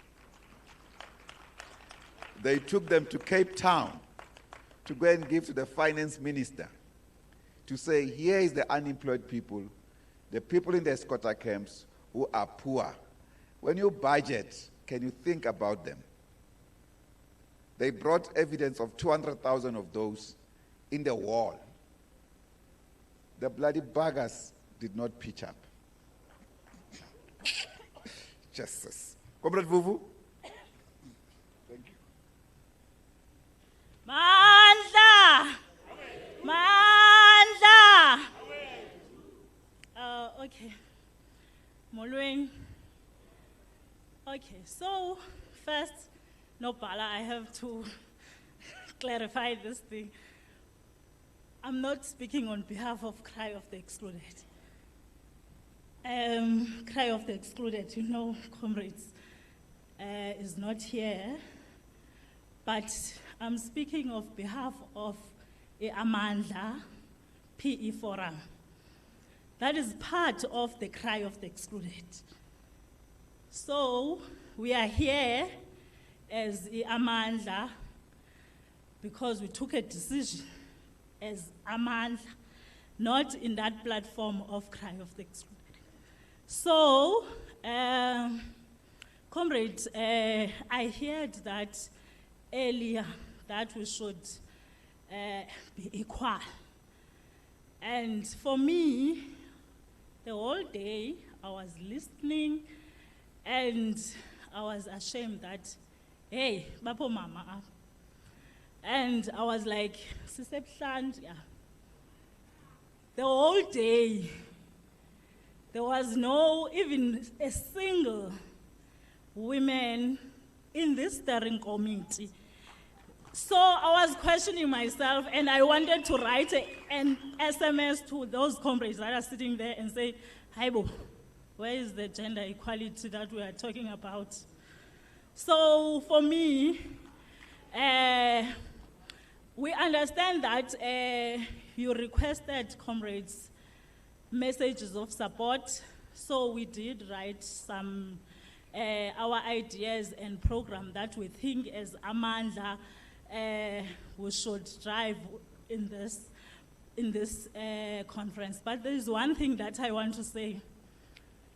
As Comrade Nopala that was introducing me now, and I was like, hey, here there are many moments that we're hoping as communities in the Urbana they will drive the struggle of the working class. But those moments failed us. And in the communities, comrades, we are not talking about these capitalists, socialists, blah, blah, blah. Yes, we want service delivered.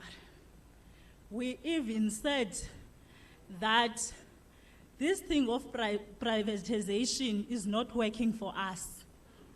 Water is life, comrades. And comrades, when we are thinking of, we should also be honest about this gathering. The problem is that we should understand about we organize this program, this gathering, in a very, we know that there will be elections November, but also we have this combination of organization that thinks that they will address and raise issues of the working class.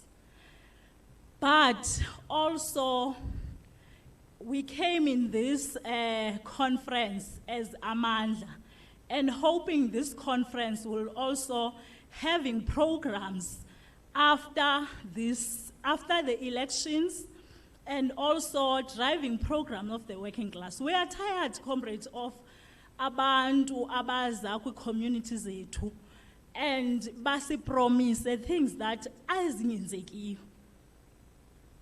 And comrades, all of you that we are sitting here, my comrades, I feel like we should also, as Amandla one day we said, we need to have a meeting that call all the political parties and bring them to the communities and say, okay, and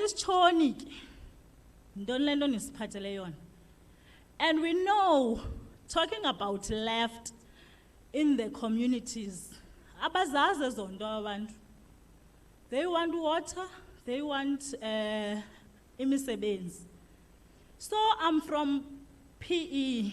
I'm worried that Comrade Jim is not here. Because also it's difficult to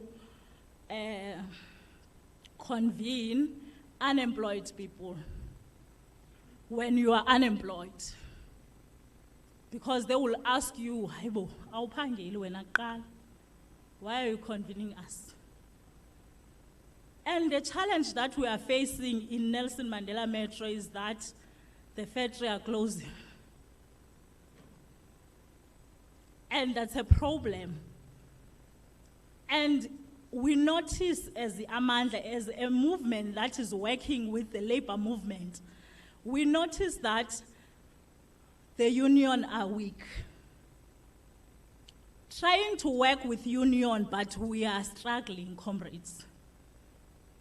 And I think we should put our differences aside and raise issues of the working class, issues of the workers. Because when we are asking comrades to come to our society, to the meetings, and speak about challenges of the communities, because we understand that a worker starts to be a community member, then become a worker. So you left your community. When you see us, see toy, then you said, because you are driving your Benz and you are working, then you said, no, you don't know the struggle of your community, but you are a short steward. And also I was saying, hey, maybe where is the struggle of the women position in this organization of us? Because, comrades, where the steering committee is formed, there are all organizations that are represented here are the males. But there are comrades in our organizations. Where are they? Okanye ours is to signing the register, putting the register and going around in a conference. So, comrades, I think also as women, we need to claim our spaces. Because we can't even moving forward with this conference of the left when there is no women that is here close to comrades. Maybe the chairperson of this session is supposed to be a woman. And comrades, there are many programs that I heard Amakabane mentioned that I think land, we need land. All of us, we agree. So on that document that we submitted, Nopala, we also mentioned issues of land. And this thing of who's left, who's not, I think, comrades, we should look what are we agree on. Then we take that one and say, okay, this is working for us. This is not working, okay, put this aside. But all these programs, talking about solidarity in Palestine, talking about anti-xenophobic, those are the programs that we think we will work together on it. But comrades, I think there is political education. I was saying to my comrade next to me, hey, I'm in a political education. Because Galogo, the whole day, we were listening our leaders speaking with us. We wanted to comment even to the inputs that we were doing, Comrades Nopala, but we didn't have that chance.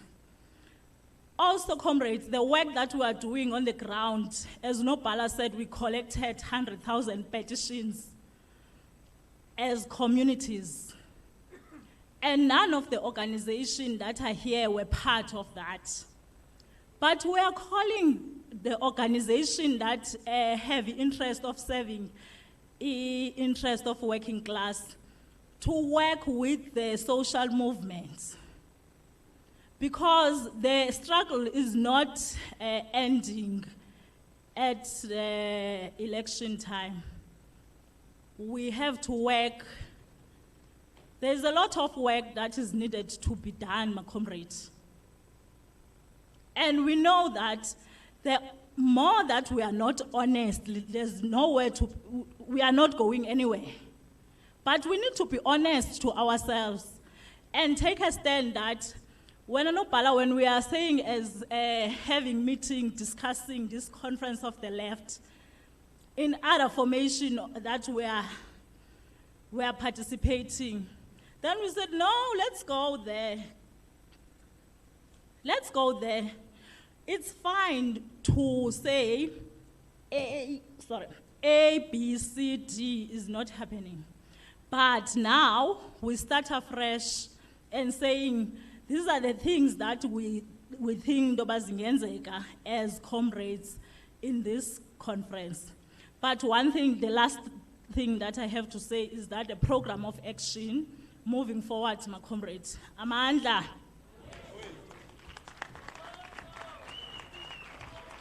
Oh, Vuvu, thank you very much.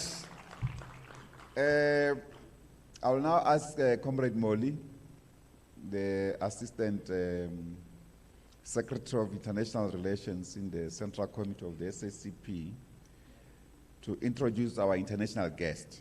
As she's coming here, I just want to indicate that we got lost keys, car keys. So if you have lost car keys, you can come and collect them here in front. Thank you. Comrade Molly. Thank you, Nokwala. Chairperson of the Conference of the Left, Comrade Solima Paila. Okay, let me try to adjust. Before I introduce our international guests that are present, I would also just like to support Comrade Vuvu. Nopala, allow me. Yeah, it would be amiss for me as a woman not to echo or support what she just said. Yeah, and what Comrade Tato from Maibuya said and other comrades. We appreciate that voice. Thank you, Chairperson. I would like to start with the ambassadors that are present with us and continue with the list of the comrades that are here. The first one that I'd like to recognize is the Ambassador of Cuba, Comrade Fakri Rodriguez Pinelo.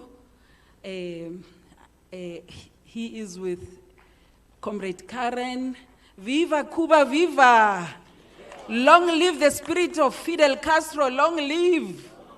Long live the spirit of Martinez, Augusto, Sanchez, long live!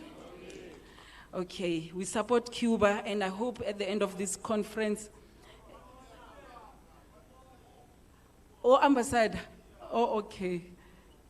Can Ambassador stand up wherever he is? Okay, he probably stepped out. Okay. Yeah, I just wanted to say, comrades would be aware that we are campaigning to support Cuba, collecting food, medicines, but also money for energy that they desperately need at this point after they've been cut off from the supply of oil from Venezuela. So I hope at the end of this conference, Nopala Chairperson, we would have mobilized comrades that are here. And I'd like to recognize the presence of the Ambassador of Venezuela, Comrade Carlos Feyo Acevedo. He's also not alone. He's with Comrade Omar from the embassy. Long live the spirit of Hugo Chavez, long live. Long live the spirit of Simon Bolivia, long live. Okay. Okay, I think what, yeah, okay, they probably stepped out. Okay, it's a pity we're missing Western Sahara. We hope that they may be able to join us. I'd like to continue with the list of comrades that are here. Recognize the presence of the Socialist Party of Zambia, Comrade Fred Membe, the president.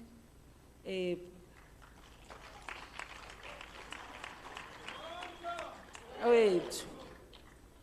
Okay. And recognize the presence of Blaise Dulo, Socialist Movement of Ghana. Comrade Luis Carapina, Portuguese Communist Party. Comrade Stefani Weatherby from IPA. Okay, can comrades greet as we call them, those who are present? Okay. Comrade Mlungisi Makanya, President of Prudemo from Swaziland. Another comrade from Swaziland, Comrade Velaphi Mlambo. Okay, and the prof from the Tricontinental Institute, Prof. Viljay Prashad. Can comrades greet? Comrade Viljay, can you greet? Wherever you are. We don't hear you. Okay. Comrade Carlos Julio, also from Tricontinental Institute.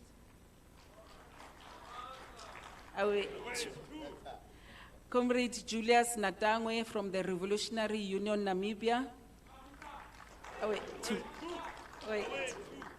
Comrade Eliud Mwamenage from the Revolutionary Union of Namibia. Forward. Comrade Sean Taile, Botswana National Front, he's also a deputy minister in the recent government. Forward. Solidarity Movement here in South Africa, Mohammed Desai from BDS. Long live. Okay. Comrade Bongani Gunene from Swaziland Mess Victim SM. Pumile. Comrade Elizabeth Serge da Conversaio from Landless Workers Movement Brazil. Away.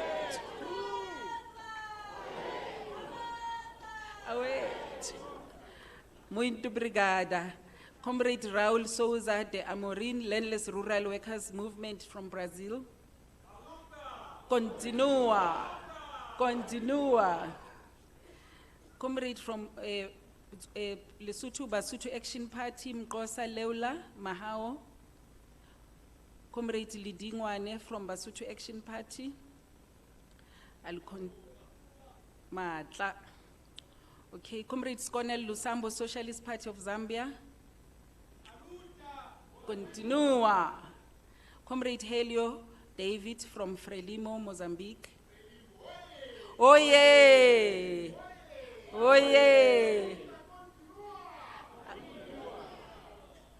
Okay.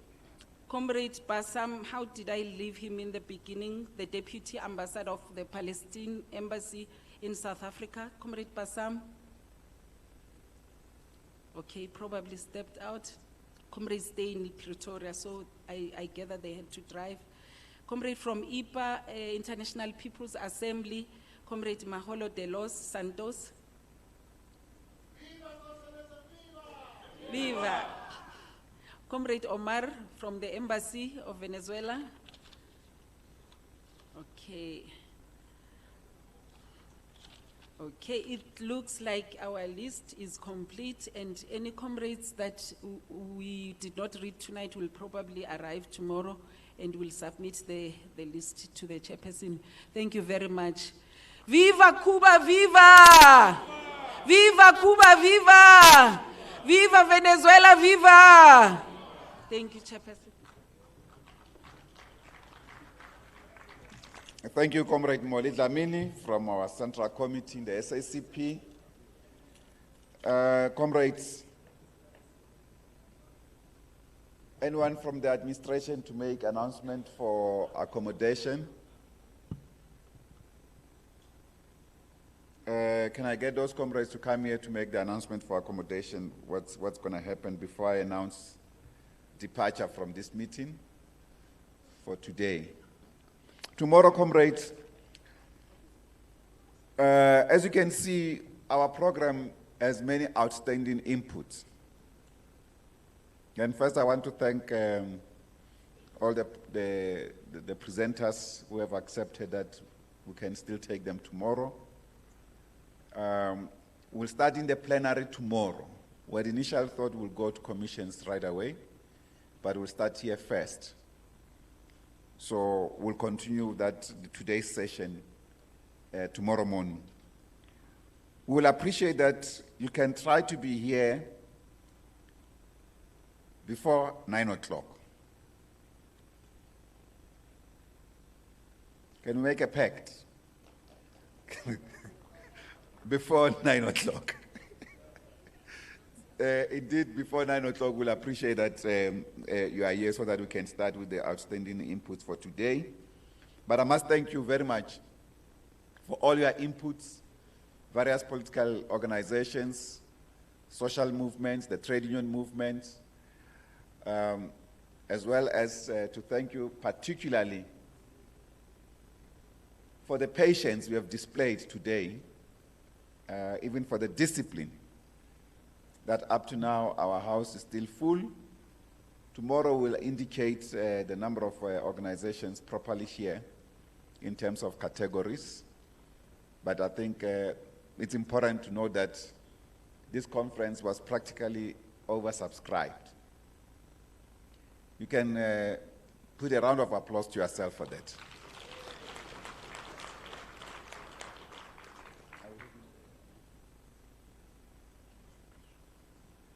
Yes. Before I give Comrade, can you continue to give our some announcements? We'll now adjourn for lunch. As we adjourn for lunch, supper. We'll adjourn for supper. And I must also say one thing. The issue of aesthetics of this conference was raised sharply by various parties.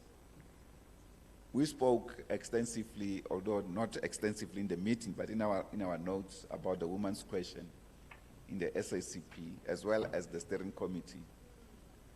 But the leaders of the political parties are not women. There lies the problem. They're the top leaders. The deputy president of Africa, Maibu, Comrade Tatu, starts this thing. And I must say, his deputy secretary, it's here, she's seated here, been excellent also in the participation in the steering committee. He comes here today, he takes the limelight as the leader. But we appreciate DSG. Don't be demoralized. Well done. And continue to represent the organization and the women's spirit, even in the steering committee. Our national treasurer is here, Comrade Joyce Muloy-Moropa from the SACP. And she protested. She said, no, I'm not going there, where there's a crowd of men, a man in the crowd. No, I'm not going to justify that thing. And she refused to come to the front on the basis of aesthetics. So, political organizations, let's address this question sharply. And I think it's in our deep interest. But from the organizing team, they tried their best to mix in the commissions and other things to get our comrades from across the genders so that we can have full representation. I think that's the best the steering committee could do for what political organizations and the trade union movement could not do. So we must thank the steering committee members, particularly from the drafting side. The last point is to say to the drafting team, can we get some assistance, the programming team, Chris, Debucho, Jaha, Sam, Matthias, and those who might join you from other parties from the steering committee, Comrade Lazola, to look into the program so that we are guided to more about the changes that are coming. So that this is a collective thing, it's not just the imposition from the chair on the basis of managing the program. Comrade Inyiko, give us the announcement, and then we adjourn. But the car keys are still with me. If they are not collected, we'll take them to the reception. Whoever has lost the car keys, we'll collect them there. Thank you very much. Amanda! No, thanks, Chair. The announcements, firstly, in relation to supper, it will still be at Serengeti, which as we exit here, because some maybe during the day were not there, couldn't join lunch, so we can take it that everyone is aware. As we exit this conference center, we turn left. and then the immediate other left, then you will see there's a thatch house there, which that is segregated. That's where supper will be served for everyone. And the second one, the request is that the conference T-shirts that we have received, there is a request from the steering committee that they get to be worn on Sunday as a political day, because obviously tomorrow it's a commissions, which is more of a closed session, and then Friday will be, then on Sundays we'll be coming back to plenary to then deal with the program of action, the declaration, the establishment of the Council of the Left, and which it will be an open session where even the media will be there. It will be good to have that uniformity to show indeed that we are united now in action in terms even of the attire. So I think those were the announcements, and then those that are still to be assisted in terms of accommodation, you are requested to go to auditorium. The auditorium is in the international building where you were doing registration in the morning, and that's where you will be assisted. So those are the announcement, Chair, of the session. Thanks.